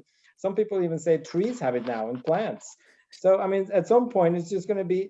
I read this funny book about trees communicating. They have this sense of being attacked, so they put out poison, so the moose doesn't eat it, and all of a sudden they're conscious. And some people think the entire universe is conscious. So where it ends and stops is weird. But I think the phenomena we need to be discussing, if we want to discuss the hard problem, the interesting problem, or I should say the philosophically interesting problem, then we need to focus on the that fact that I actually experience what it's like to be me, and what that is, and how to replicate that, and if replication in Morten's sense is sufficient, which I don't think it is. I think we need to be. It seems like everything you guys are saying is leaving the first personal experiential aspect out and talking about the other stuff, and that then you might be right for all I know, but then we talk about different things. That's the important part. I think that Morten Goodwin is aching to get on the scene. I'm just going to get some water and I'll be right back. Sure, I'm aching in many places. So did you have a question from me also? Or? So I can say, I can, if not, I can just start talking. So I think, so of course I agree with a lot what being said there, but I would like to clarify a bit. So I don't think that consciousness in the term of the self-aware experience just pops up. It's not a question about making the algorithms more complex in some way. It's not adding to the artificial neurons in neural networks, because there's examples where these neurons are much more or greater than my human brain, and they're nowhere near this self-aware conscious. And it's not a matter of computational power. So, for example, internet computers have a lot more power combined than can be said about my human brain, and they're nowhere near conscious. So that's not what I'm saying. I'm not saying that it will pop up. What I'm saying that it has an algorithmic possibility. And I think when you talk about the first person experience, and of course, the algorithms of today don't have that at all. And we can explain it in third-person ways. We can look at it and follow every matrix in the algorithm or every step in the algorithm and explain it in at least broad terms of what is happening. And I think the reason we cannot do that for ourselves, the reason we can feel the first-person experience myself, I can feel it, is because and not third-person experience, is because we don't have control over what's happening. It's kind of like magic tricky. Something is happening, it's there, but it's not really, and I can only experience as a first person, absolutely. But if we had control, if I could pop into my brain and calculate every neuron, calculate everything, it would be very complex, or not so complex with me, but a little bit, and then we can also get the third person experience from the brain. But that's absolutely, yeah. Did you say something, Einar? I think Morten said third person at the end, but he meant first. I wonder, when you say that, Morten, you talked about this secret for actually making an artificial consciousness, and you talked about that solving this secret, making an artificial consciousness is really about understanding. Mm. But to me, listening to all these different definitions, I mean, I realize that what it feels like to me is that we really do not understand consciousness. How, in your opinion, how could we get closer? What experiments could we do to actually get closer to understanding what consciousness is? Yeah. So that I agree with you. That is the secret, understanding, because making something that we don't understand is very tough. And we do that from time to time, but but it rarely succeeds. So that's so how we can get closer. I don't know if I can answer that, but at least for my computational background, it is all about experimenting and trying to make. So when we try, in many people before me, but me also try to make intelligent algorithms. It's all about experimenting and getting the empirical analysis to work. So I think the step towards making artificial consciousness at least is to try to make and learn, and then learn from that. and So then we can, of course, learning. discuss it in this way, and I don't mind it at all. But so it is all about understanding, because an understanding from a computer science point of view means implementing and testing, and of course understanding the drawbacks also. The funny thing about that is that by learning and using this feedback loop that Keith described, we actually, the process in itself is almost like consciousness, if that definition was to be followed. Einar? I just want to add on to what Morten was saying. So I agree with Morten in a lot of the things he says. I just don't agree with the conclusion. But I agree with what he was saying about we need to understand the things, right? Before you try to, it's hopeless otherwise. You need to understand the question, you need to understand the concepts. But I think, as you and Lina was saying, I think we actually do have, we do have a good grasp of what consciousness is and these different kind of things, awareness, self-awareness, consciousness, phenomenal consciousness. We have a very good grasp of what they are. What we don't have a good grasp of is what their physical correlation and foundation is. So we don't know the physical correlate of consciousness, and therefore we don't know the physical structure that lies under consciousness, which is the foundation for it. So we have all these things, but we have all these concepts that we do understand, but we don't understand the underlying structures. And that's the reason why, for example, Morten, when he wants to understand how to build artificial consciousness, he needs to find that and try to replicate that and see if that's sufficient. But the consciousness, what the phenomena is, I have a perfectly clear understanding. There's nothing I'm more sure of than the fact that I'm conscious. That's like it. That's where I start out. I'm much more sure of that than what any of us are saying right now. But you don't understand how it popped up in your brain. So you cannot explain how it popped up there. So you can, of course, claim that you're conscious, and I believe you. but there's a difference between that and explaining how you get from all the neurons in your brain in order to act consciously or be conscious. And this is what I mean by understanding. So we can understand the definition of it, but that is useful in some sense when we want to replicate it. But I mean, understand in the same way that we understand a magic trick. It's very impressive when the Statue of Liberty disappears, but it's not so impressive when we understand the film tricks that the magicians use. And I think the same thing here. So when we understand all of these steps, it will be much easier to replicate it. But I totally agree, but I don't think replicate gives you the consciousness. But I totally agree with what Morten was saying. Yeah, you talked, Einar, about the stuff that we're made of, that this actually affects whether or not a consciousness would be possible to merge, because a robot would be algorithmic.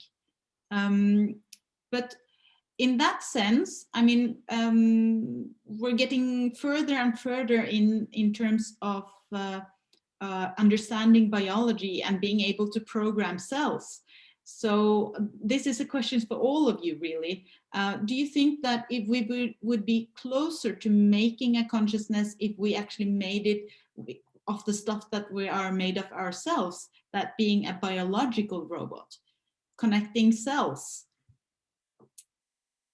Who would like to go first? I have a very quick answer, so I'll go first, and then the others can go.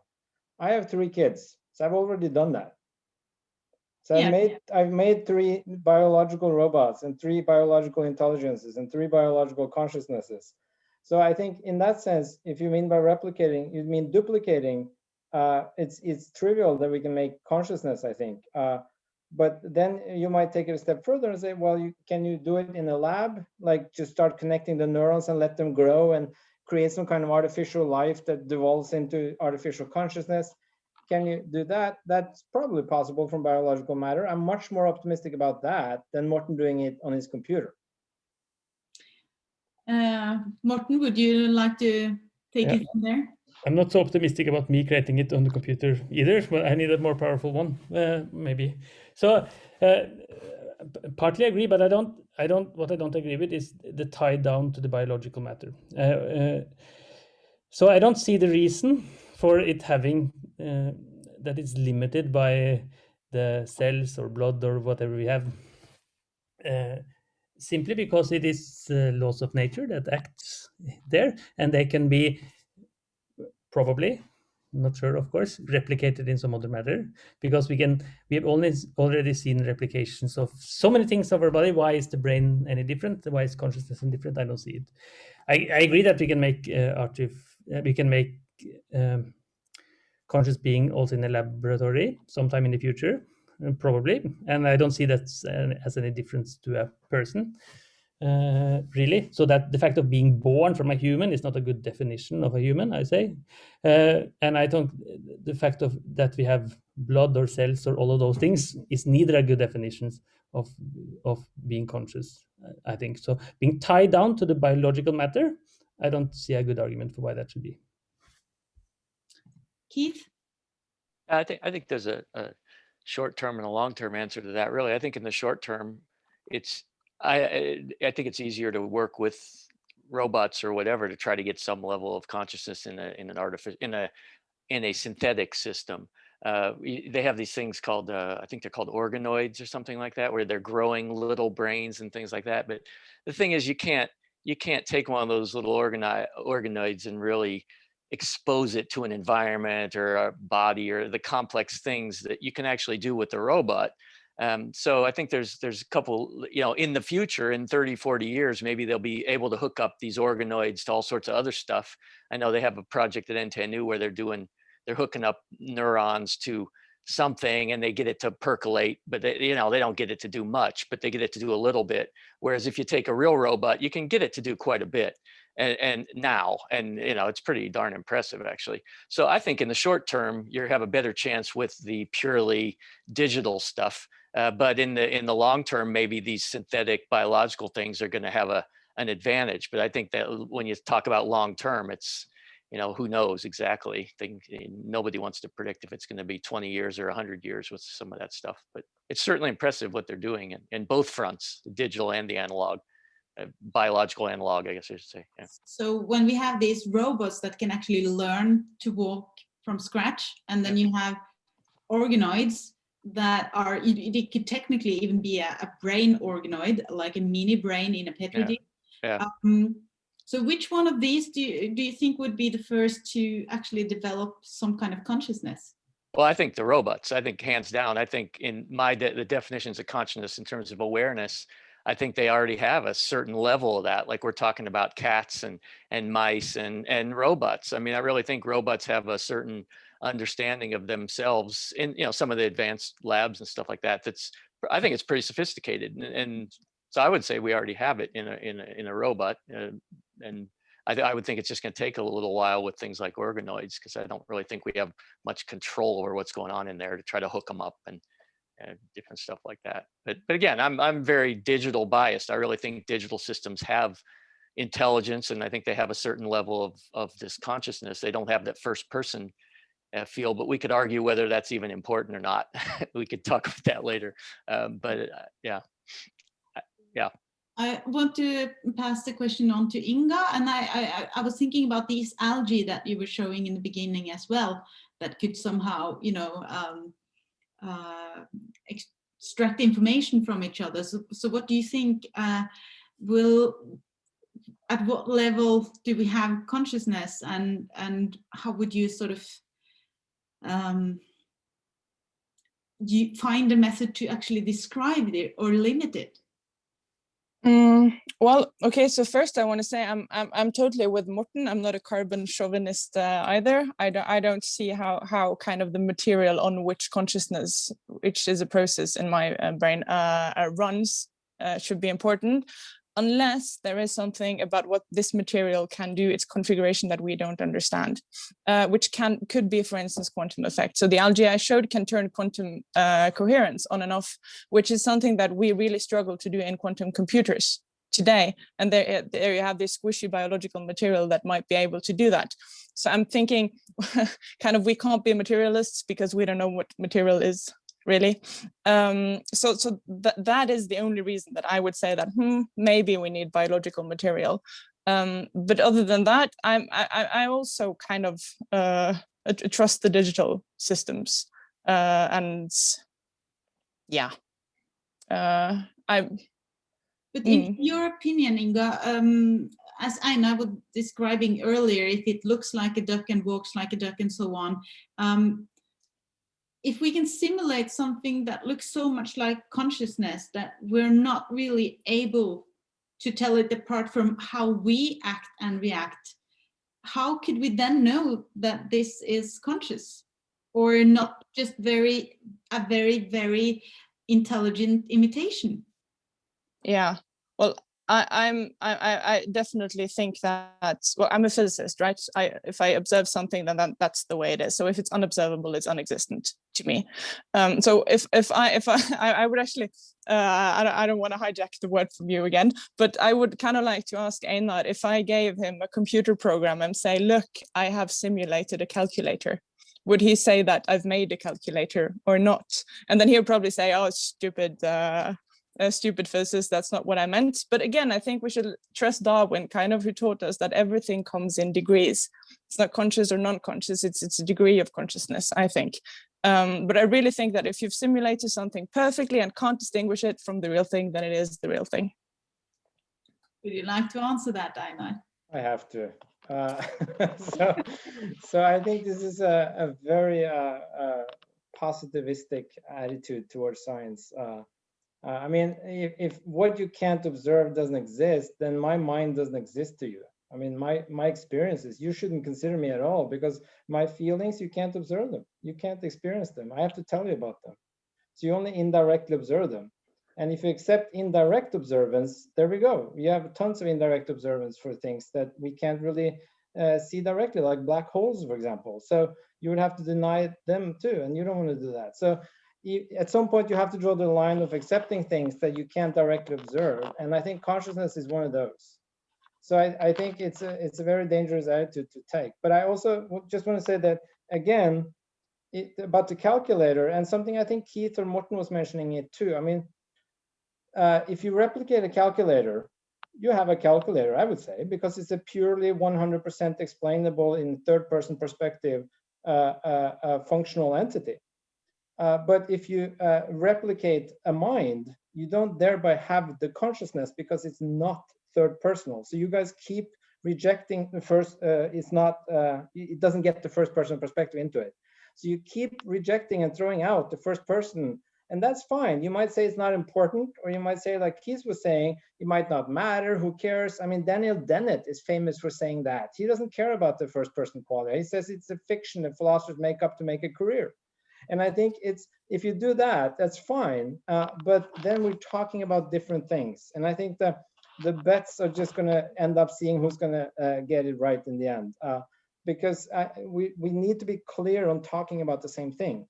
And I think when you explain life, for example, so that's an analogy that's been used too. So life used to be a mystery. They talked about the vital power of life and the force, life force, and then biochemistry pretty much explained carbon-based life.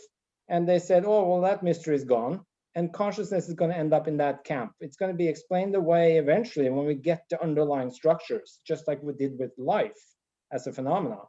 But the thing is, and this gets back to the calculator Inga was bringing up. I mean, the thing is, the consciousness is categorically different. That's the thing. It's a first personal phenomenon. It's an experiential phenomenon. And that's very different from life. If life was first personal, you wouldn't have explained it in biochemistry because that's third personal. So again, if we give up the first personal perspective and not taking that seriously, then I'm all with you guys. But I don't give that up, because that's the only thing I'm sure of in life, and everything else is that I have an experience. It's something it's like to be me, and only I, from my perspective, have it. So I just don't know what people are talking about when they give that up. But I think that's the problem here, because we cannot know.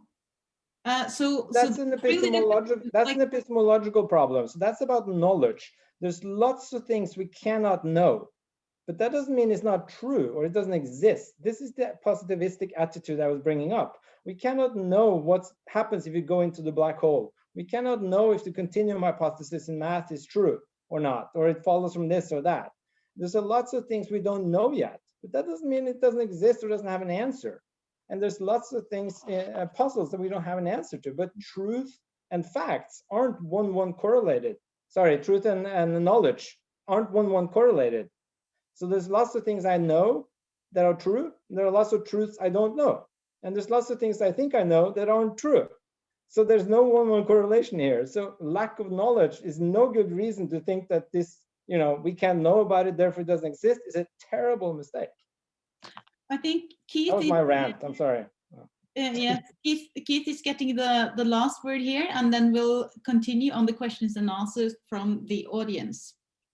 I just wanted to make a quick comment that I wasn't against the investigating the first person. I just think in AI systems, I don't think it's going to be so important. That's all. All right, I totally agree. Yes, then we'll see what the audience has to say. And it looks like the top question here is to all the panelists. How important is interaction with the environment for a consciousness?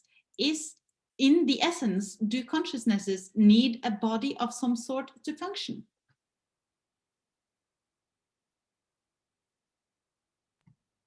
Morten? Yeah, maybe. So there are really two questions there, and one is on interaction. Let's start with that.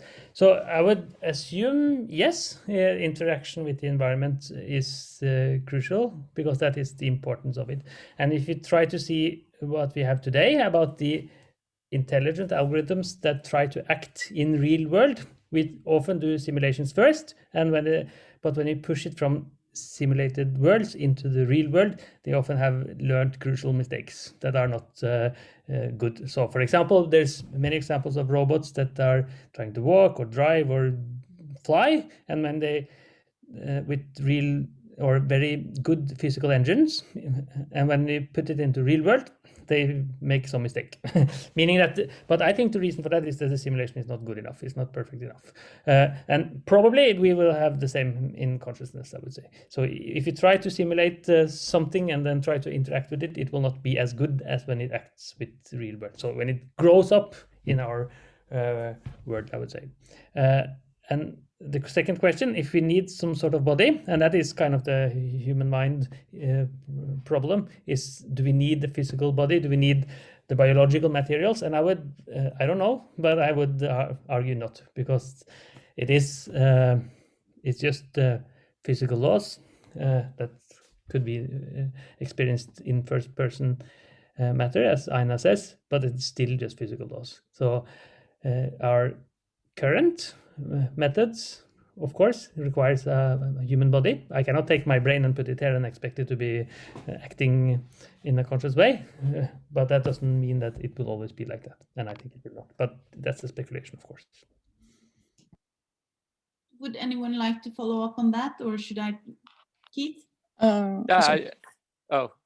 Well, I think that the interaction is, I guess, important at some level, but I mean, you talk about, you have stories of like Helen Keller, who couldn't see and couldn't hear, but she did sense vibrations and so on. So even at that level, there was an environmental signal that came in and was, I'm sure, very important in forming her model of the world and her view of reality. So I guess, yeah, in a sense, but at the same time, I think you can be quite conscious when you're just laying in bed and you're totally unaware of what's going on with the rest of your body, but you can think, and you're probably being conscious at that point too. So I would say it's the need for the body is important in building up the ability to be conscious, but I don't know that you have to be aware of your body and the environment at all times to actually be conscious. So this goes against a little bit what I said in my talk, but I think in the broader perspective on consciousness, I don't I see more of that relationship. I wanted to add one other thing, is this whole concept of prediction seems to have evolved because organisms have a body and they move. So organisms that don't move don't really need to predict much because the world doesn't change very fast for them. So there's not a need for prediction. And so it's in the sense that if prediction is one of the key things that the brain does, at some point evolutionarily, we needed a moving body to develop to create the need for prediction, which then created this whole structure of the brain, that this prediction engine that the brain is, or according to a lot of people is. I sound like Trump, right? A lot of people say this is true, but that whole concept of prediction as the basis for a lot of things comes from this body. You didn't really need prediction if you didn't have a body that moved around in an environment, and then that just keeps scaling up through the eons. So anyway, I'll stop. Yeah, I think we'll go on to the next question. I think Inga had an answer. Inga, yeah. Oh no, I was actually just going to say that I agree a bit with Morten. I think that understanding that I'm different from others, so physically separate, is important, but that this can also be achieved in a simulation if it's sufficiently good. But I think kind of that our biological bodies help us in this whole experience of ourselves, because it gives us kind of pseudo-random and mysterious experiences that we don't understand, and that's why we feel that there's a lot going on. But sorry, you wanted to move on. So I actually need to say something. I have a need to say something, follow up on this. I think because I agree with what's been said here. There's two quick things. I mean, it's very hard to imagine a point-sized consciousness. So if you get that picture, it's like a point-sized consciousness that has no extension, no interaction with any other points. It's just impossible to imagine. So some kind of interaction with something else is needed for that consciousness experience that I'm talking about to wake up, even if it's just yourself. I mean, you can be in a dark room and have no interaction with anything and be conscious, but you need to be conscious of something in some sense, namely yourself, for example. So, I mean, there needs to be some kind of interaction, but it's very hard to say exactly how much because of cases like Keith was mentioning and so on. So I think it's very important that there needs to be some interaction, but it's how much is unclear. And the other thing is just, I didn't mean earlier to be a carbon chauvinist in the sense that I didn't claim that biological matter is necessary. I'm just claiming that getting the pure functionals to work isn't sufficient because it might, for example, be connected to biological matter, or there might be other reasons that doesn't make that jump. So I didn't mean to, I'm not making any empirical claim about this being necessarily connected. I actually hope it isn't, because I think we should upload and disappear into space. It would be nice. There's a lot of sci-fi. Because our planet is going to be swallowed up by the sun. We're all going to die. It would be nice if we could go on in different bodies and so on. So I'm hoping that can happen, but I just don't think it's going to happen digital in a computer material. The next question is as follows. In neuroscience, we're still uncovering the role that things such as specific brain oscillations, neurotransmitters, molecules, layer-specific neuronal architectures, and so on and so forth, have in brain functions. So we're still uncovering the role of these things. How many levels do you consider are required in order to emulate the complexity of the brain? And do you consider all these levels as are equally relevant for consciousness to emerge?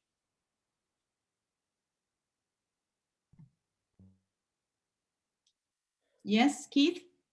I maybe follow the argument of Edelman and Tononi and them about some of this, and that there's certain parts of the brain that are more important for consciousness itself, and that's in particular the thalamocortical loop.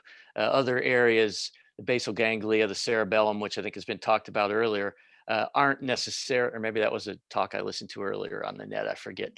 But that's they're less important. So I think a lot of it depends on what areas you're actually trying to emulate in the brain, and not just adding more and more neurons and more layers, but there's a certain about the feedback loops and all that are kind of important, I think. And that's, again, a lot of my opinions are based on a lot of the stuff I've read from Edelman and some of those people.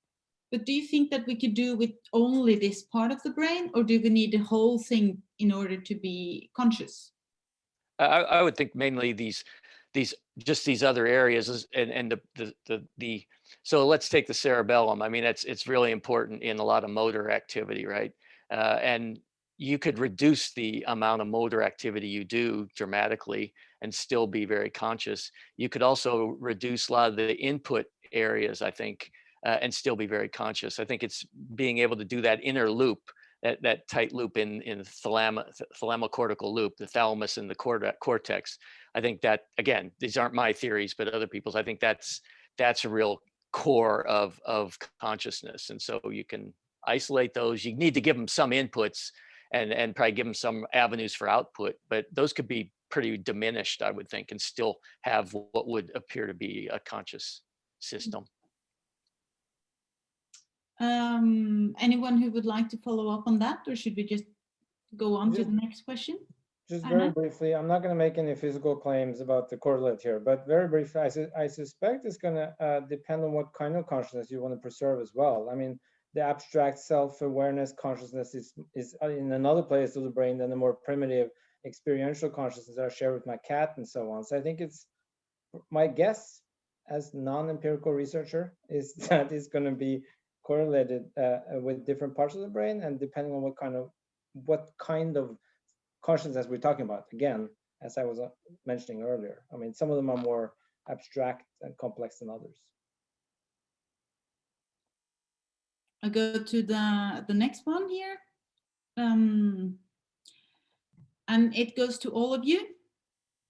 When it hasn't been mentioned, this word, but when do you think the singularity will happen, if ever? And then as a moderator, I will also have to add, what is the singularity? I'm happy to briefly say it. I love the singularity. What is it? Singularity is the idea that computers will become much more intelligent than we are at some point. So their intelligence will explode exponentially eventually, and then they will just take off and pass the horizon that we can never reach, and we will never be able to catch up. So it's sort of like the singularity in the cosmological theories. It's like the end point, or it's like the limit point of an infinity. And the singularity in the AI stuff is similar. It's like the exponential growth. And it's like whatever is beyond that horizon that we can't reach with our intelligence. And will the computer get there?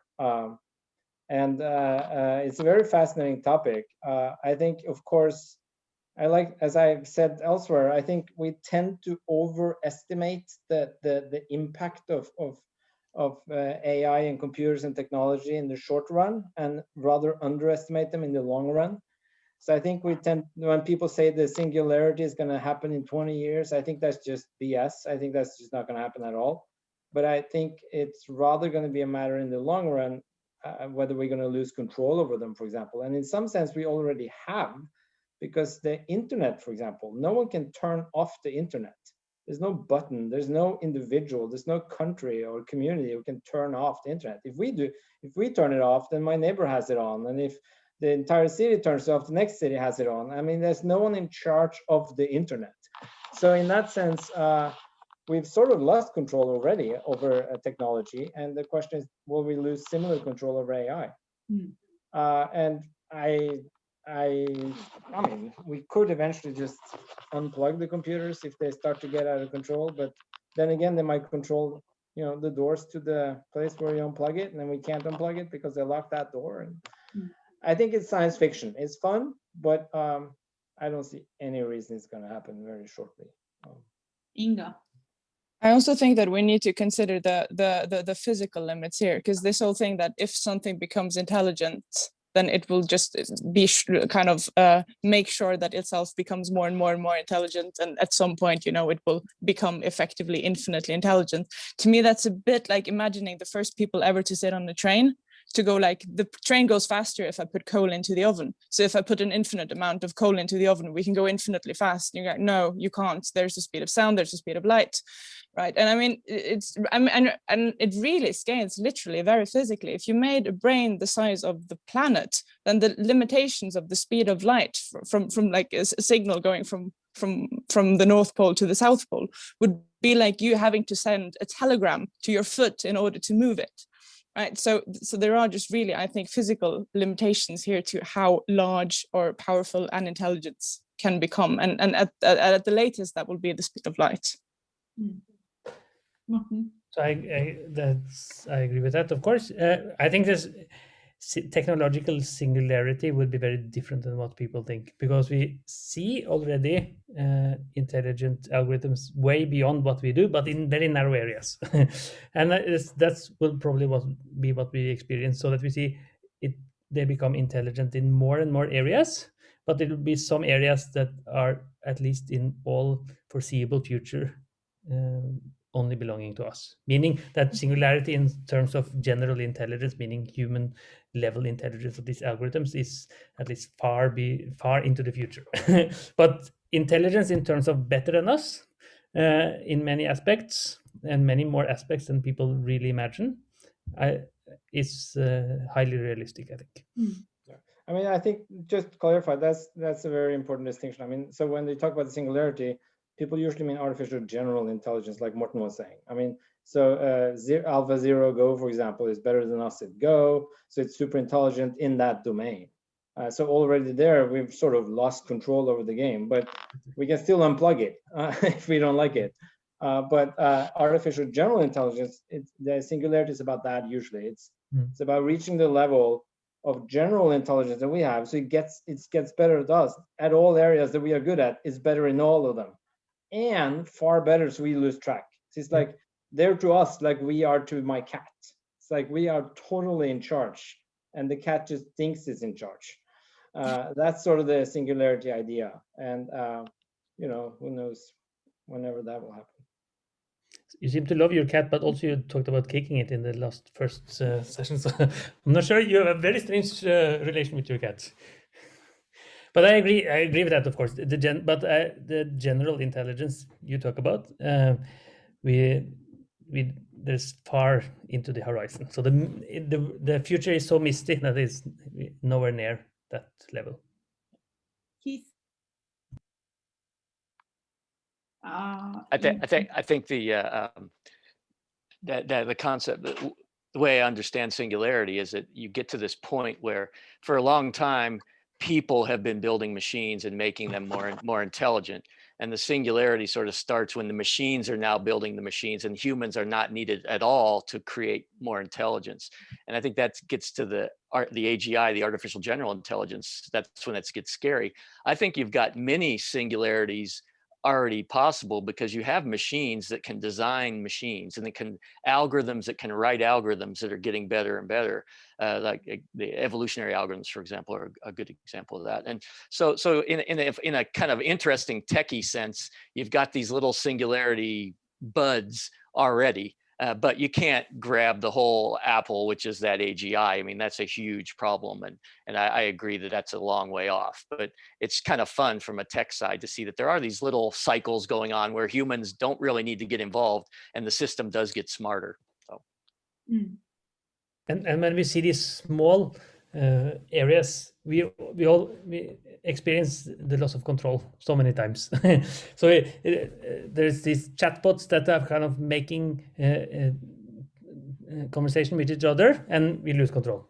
And we see these type of physical robots that are working and learning from each other, and we lose control. So the big question is when singularity happens, or maybe just semi-singularity, meaning part of the intelligence comes, if we lose control. And that is the bigger question, and whether singularity in form of artificial general intelligence comes, I believe. So that is what we should be concerned about, losing control when do you acting. think that we lose control? Sorry? When do you think that we lose control? I think we've lost control already in so many ways. So, but we can turn in the systems we have, we can pull the plug many times we've done that. But we lose control of the algorithms that roam around internet and social media, for example. That we lost control of that already. We create our echo chambers with algorithms, for example. The financial market has a lot of artificial intelligence in it. We've lost control there. We don't really understand what's happening, and we can form organizations on Reddit, use the technical algorithmic approaches to kill some part of it and boost some other part of it. So we already lost control. But I think it's important for the singularity debate, the literature around the singularity, that everything that Morten and Keith were saying is true, but I don't think it's the singularity debate. It's not about losing control over a system in that sense. It's about an intelligence explosion, when the systems become so much more intelligent at a general level than us that we lose control in the sense that we can't unplug them and we don't know what's going on. They have taken over. That's the sort of idea of the singularity. So it's not just losing a chess, but so we unplug it because we're angry, or we haven't really lost control of the stock market or the internet. We can, in principle, unplug it. And I think, for example, social media is going to be regulated from now on in a different way than it has in the past. So we are taking back some control, I think. So I don't think the singularity has happened in the real sense of the singularity, but there are signs of it everywhere, like they were pointing out. Yeah. So I didn't argue that we already had singularity, but I argue that there's so much loss of control that we have in these algorithms that is a bigger concern that should be discussed, as you said. I see that we are already past 9 o'clock. So time passes so quickly when it's fun. For my part, I don't mind being here for a little while longer to just enjoy this conversation and if possible, continue to answer some questions. So if it's okay with some of you, we could just stay for a little longer. But if anyone have to leave, then that's okay too, because we did finish, or it is past 9 o'clock, but past bedtime, you mean? Past bedtime, if you like, yeah. So I will just say that I have to go to this recruiting women in tech thing, which is kind of one of the cases that are very close to my heart. So I will go and do that. But first, I just want to say that just because I don't see the photons from a black hole, I can still observe it. But Einar, I will call you later. This is not over. But thanks a lot, guys, for a really great conversation. And yeah, thanks a lot to the organizers, really.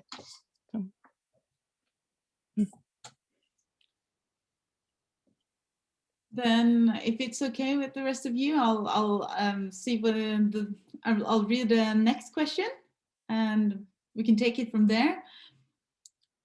Is there any way to know or measure if an IA or even another human is truly conscious and not just displaying some programmed behavior depending on its surroundings? So I guess that's the first person experience that you talked about, Einar. So is there any way to measure that? Can I just say first, and then maybe Keith has something to say on the IIT theory, but so this is the big problem in philosophy called the other minds, the problem of other minds. So we have a big problem of knowing how other people have minds at all. Like, how do I know that you are conscious? Well, I can only know it indirectly. That's why it's a problem to be a positivist in a strong sense, to think that only thing you see exists, because you can't really see your consciousness. I can't feel it. I can't smell it. I can't hear it. I can't experience it in any way, but I can indirectly conclude that you're conscious because I see you're made of the same material as I am. I see that you behave like I do. You say the things I do when you're in pain. And then I conclude that therefore you're probably in pain, right? So I just take it for granted, actually, that you are when you act like me. And so that's the idea of, like, when it walks like a duck, quacks like a duck, and it looks like a duck, I just assume it's a duck. And that's the idea behind other minds. But of course, you can't really know even other people have consciousness. So when I get a robot developed and I see it interacts and it walks like a duck and it quacks like a duck and it looks like a duck, there are good reasons to conclude it's a duck. But there is an extra problem here, and that is, for example, that is all of a sudden made of a different matter. So that's a step that we need to consider. So the conclusion is a little bit weaker, but also from philosophical reflection on the first person perspective, you see how it's built. And it's like Morten was saying, I think, the more you understand how the system works, the more boring it is, and the more lame it is. So when you see how you build this stuff just structurally, there's no reason to think that, you know, the first person emerges at some point. That's the problem. I don't have a solution to it. I'm just saying that's the problem. So it's impossible to know when someone are conscious, and even worse to know when a robot is conscious. And if you've read Philip Dick's Do Androids Dream of Electric Sheep? That's my favorite sci-fi novel. It's the book behind Blade Runner. In that book, the brilliant part in that book is that there are all these androids that look like us, act like us. They're very hard to tell apart. And at some point in the book, some people just don't care. They become, you know, lovers with their across android humans. They have fake animals, but they want the real animals. And the whole problem of the book is to know who's who and what's what. And at some point, it gets so frustrating that you probably just give up and you conclude that they're conscious, right? And in my title earlier today, I had person in there. I talked very little about person. But I think what I was going to say if I had an hour was that I think one more optimistic way to approach this is to go through the concept of a person. So I think if you try to recreate a person rather than trying to recreate the individual parts, and at some point when we conclude, well, this is most likely a person like I am, then you probably should start worrying and concluding that it's conscious as well, because that's a necessary requirement for being a person. So instead of trying to build up a person by first knowing that it's rational, then that it's, you know, an agent, then that it has consciousness, and then that it has some kind of free will, and you build these parts up, start with the entire person and take a test, let it interact with us, send it out into society. And at some point we start thinking, this is probably a person like me, because it does all the same things. We give it responsibility, we trust it, all this builds up a community, and you have to conclude as a person. And at that point, I think we should probably start thinking as conscious as well. But that's just an epistemological point. I don't think, it doesn't guarantee that it's actually conscious. So it's a big puzzle. But we do get some problems here, because Sophia, the robot that I mentioned, I mean, she does have a citizenship in Saudi Arabia, but I mean, there's still, and then having a citizenship, then in my opinion, that means that you are defined as a person. And then if you are a person, you should be considered a moral being or a moral entity that we should consider in terms of, I mean, what happens if someone unplugs Sophia? Is that murder? Or is it murder if she is actually murdering someone else? And then, so, and I mean, your cat is conscious, but maybe not the person. So all these things are kind of intertwined, but a bit hard to tell apart. They're hard, but I don't, by person, I didn't mean was juridisk, jurisdictional, what is the English word? I didn't mean like being recognized as a person by law. I mean, you treat firms as persons, you treat companies as persons by law. I meant more metaphysically, like being a person like us. And Sophia in Saudi Arabia clearly isn't even close to being a person like us. I mean, she's just a very boring computer. I suspect Keith and Morten will tell us why, though. Sophia is just a lame chatbot. Morten certainly wants to say something. Yeah, I can follow that. That's what I wanted to say. That's because Sophia is very hyped. It is fake mechanism, and whether or not Saudi Arabia defines it as a person in terms of law does not make it a person in any case. I think the only thing I disagree with Einar saying there is the level of boringness you get from understanding. I think that's not what you said, but that's what I heard. So instead that, so you can have this kind of very exciting understanding of something, and the magic trick I talked about. Of course, when you watch a magic show and you understand what's happening, it makes it less impressive but I would say much more interesting. So understanding consciousness or understanding intelligence, in essence, makes it more interesting than just giving it some sort of holistic, magical feel to it. Keith? You're muted. To reiterate what was said in a way, it just reminds me. I mean, this is reminiscent of Searle's Chinese room argument, which we don't need to go into, but the whole concept of things on the surface do the right thing, so are they intelligent? And same with consciousness, I guess. If you look to be doing things conscious, you really need to get inside and see how it's happening. And I think the theories I talked about earlier today, those are models of how it might be to be conscious, the innards of what those interactions are like, and the other people, everyone's talking about that really. So just that surface appearance, even though it's very sophisticated, you got to look under the hood and to know whether it's really conscious or not, I think. But this reminds me of look, if you talk about intelligence as well, and the whole field of artificial intelligence, I find it really interesting that problems that were once considered part of artificial intelligence, like playing chess, that was considered a real intelligent thing to do, to be able to play chess, like back in the night. Oh no. We lost Keith again. So I think what he wanted to say is that we push the stick of what is intelligence. That happens all the time. So chess, as an example, Deep Blue in the many years ago was considered artificial intelligence. Many people don't say that it is anymore, because it kind of the cat is out of the box. We understand everything that's happening, and I think that's a bad definition of intelligence. Understanding that something works and how it works is not a very good definition of making something intelligent, whether it's artificial or biological. That's what's happening. We're sticking. Yeah, Keith, you're back. I tried to finish your sentence, Keith, since you froze up. Yeah, can you hear me again?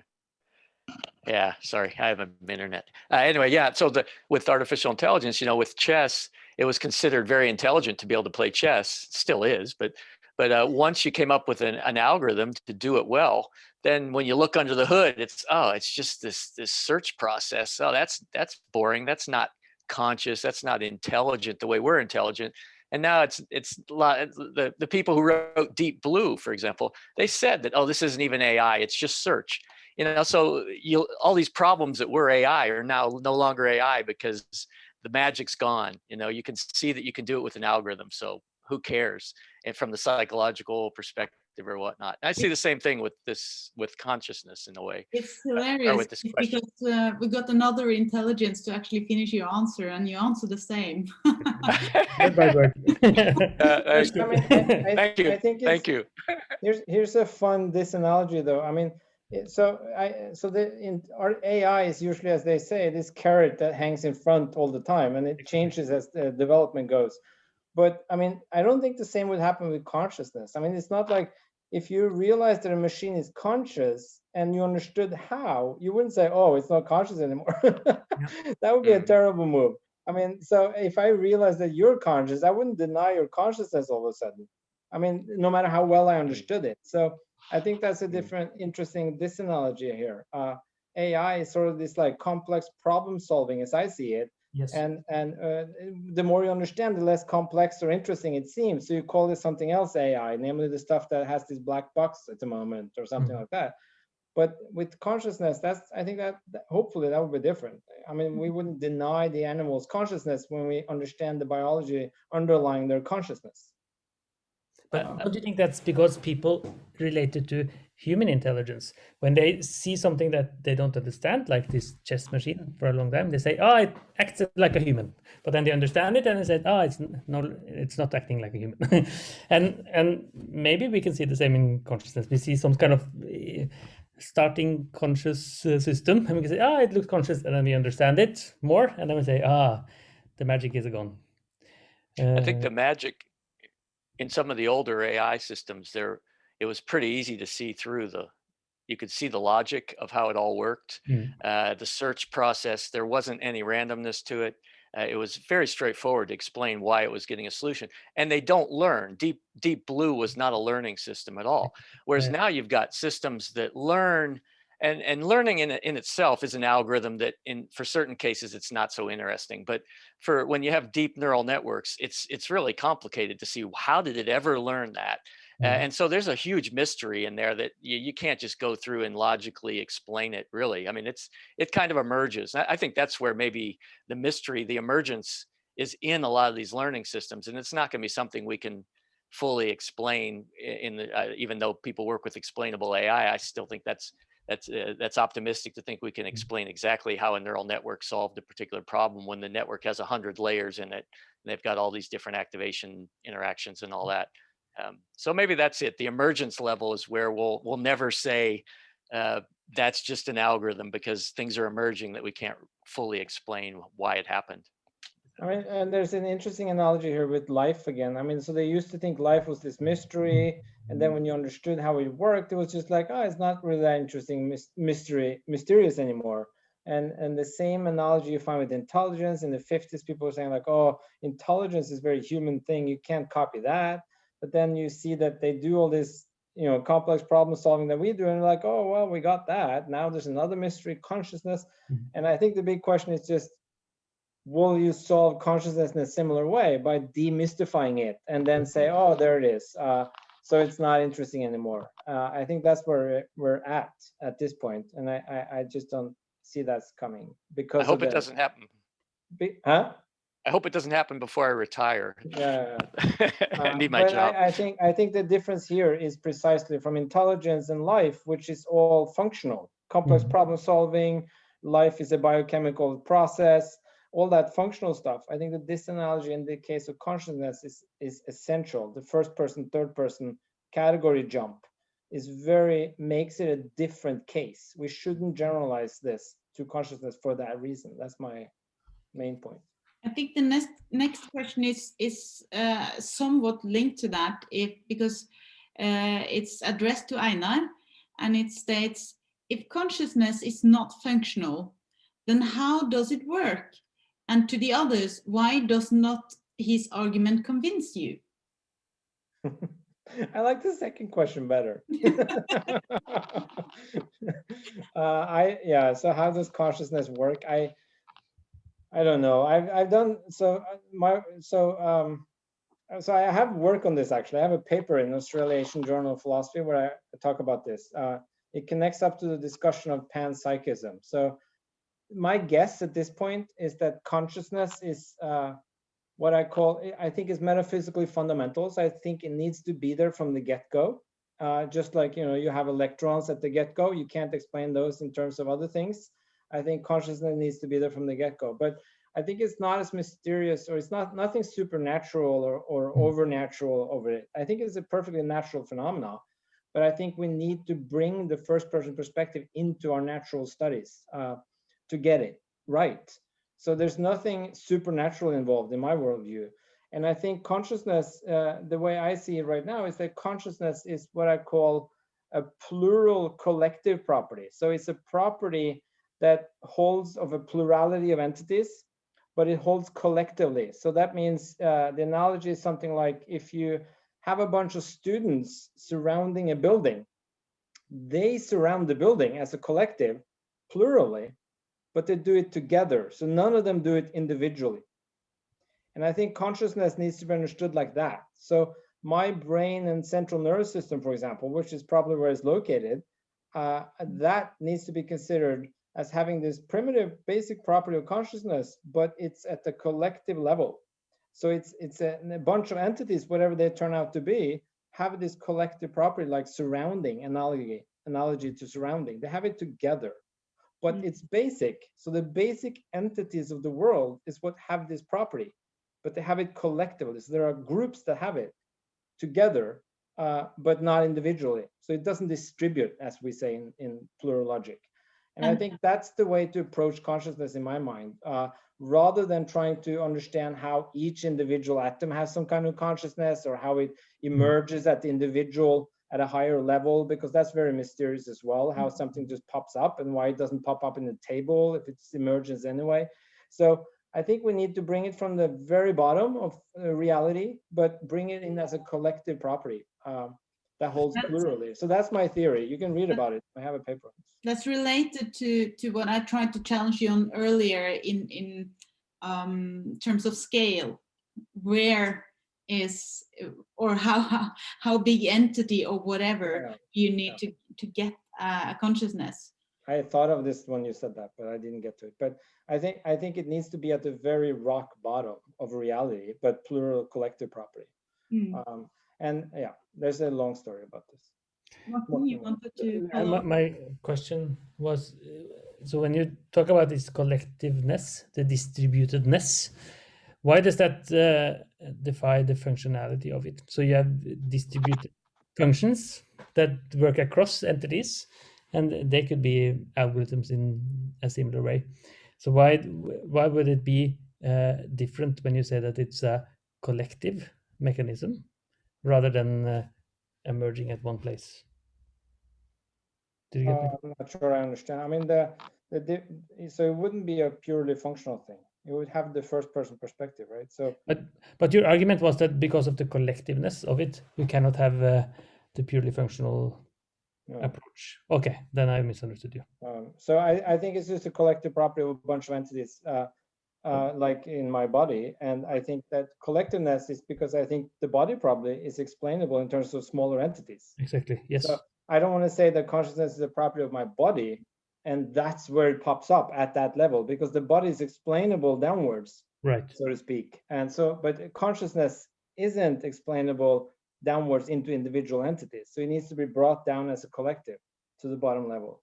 And it needs to be essentially of a first person perspective as well as the third. It can't be just the third. Yeah. So that's my skeptical. When you talk about just the third, you're never going to get it as far as I see it. But this was an extremely short version of a very long story. But yeah, bring it down to the rock bottom. That's the bottom line. Bottom line. I think we'll round up with one last question, and then I think we'll call it a day. The last question is as follows. Might a machine become more ethically important than us if their consciousness are richer and more complex than ours? And the same person has also written to us in the panel, stating that, or clearing up the question, if artificial intelligence is a potential existential risk for humanity, is it wise or unwise for us to create machine consciousness? Or does it reduce or increase AI-based existential risk? Keith. Well, I guess when I think about this, first of all, I think this only, in my view, this only becomes relevant if we're talking about the full consciousness, the first person stuff, everything else, because I don't care how smart a computer is, I don't consider it.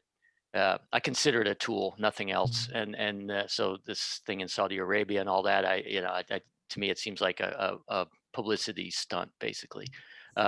But if this system actually has the first person, we can see that it feels, and it feels more than us, right? Maybe it's this huge system when, if it gets warm in Singapore, it gets warm in certain circuits, and it feels the pain that the world feels, right? In some sense.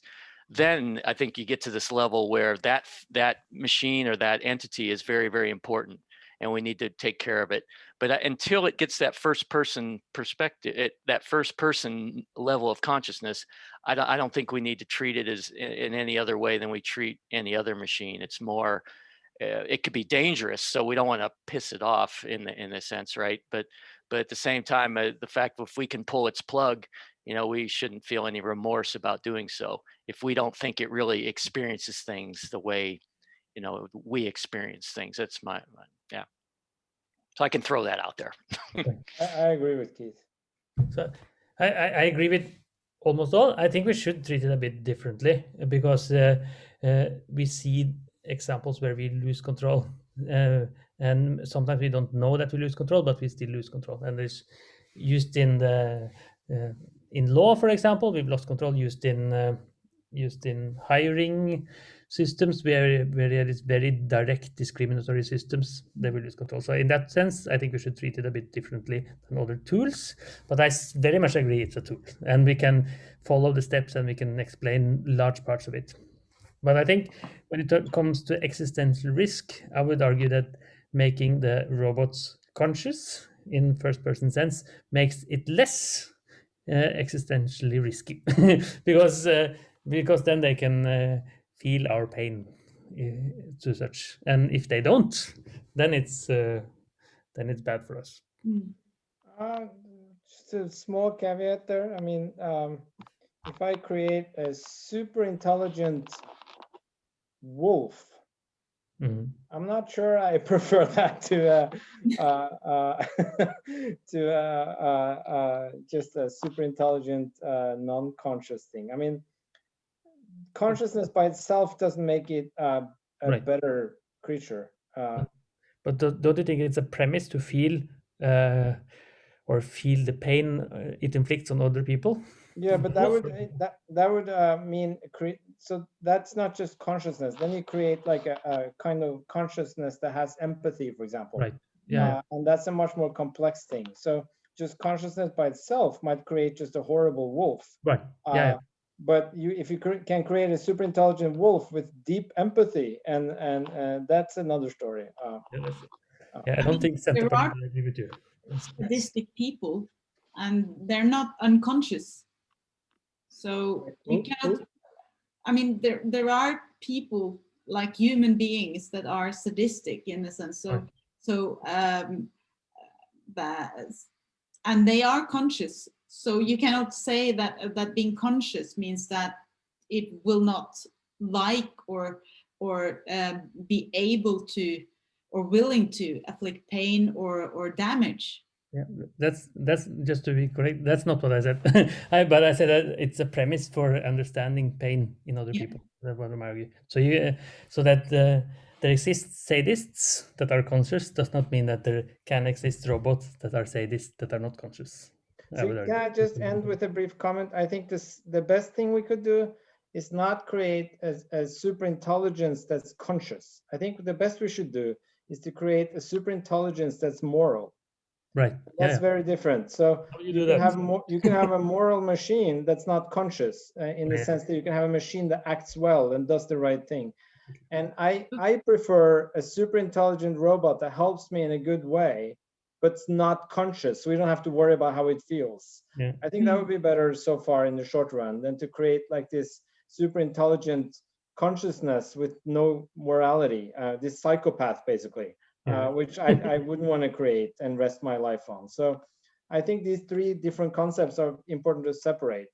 Consciousness is a feeling you have about what it's like, and intelligence is complex problem solving, and morality is just doing the right thing, behaving towards each other. And these are different things. I mean, I know people who are moral but not very intelligent, and I know people who are intelligent but not very moral. And I know people who are very intelligent and conscious but have no morality, and so on. Yeah. Do you have examples of that, Einar, or you don't want to? Yeah, let me give some names. Let's start with our colleagues, Morten. I have some colleagues. I think this is a perfect place to sort of sum it up and call it a day. So I'm sorry that we're half an hour above the scheduled time, but it was simply too interesting to just let go. Right. And there was also a lot of good questions in the questions and answers session. So we're still not done with them. I mean, we have 13 more to go, and we can keep going all night, I think. But since we have such an engagement with the audience, and it was also really interesting to be here, I just hope that the Institute of Psychology will do this again. Do you have any comment on that, André? Some last comment before we round off? Well, I hope we will do this next year as well. So this is a yearly conference, the Oslo Life Science conference. And our group, the Conscious Brain Concepts, which is psychology and medicine and philosophy, we arrange 1 or 2 events each year. So hopefully there will be something about consciousness for sure, maybe artificial intelligence again, but we will see. But certainly next year in February, approximately, there will be something about consciousness. But check out the Forum for Consciousness Research for events of a similar kind, at least.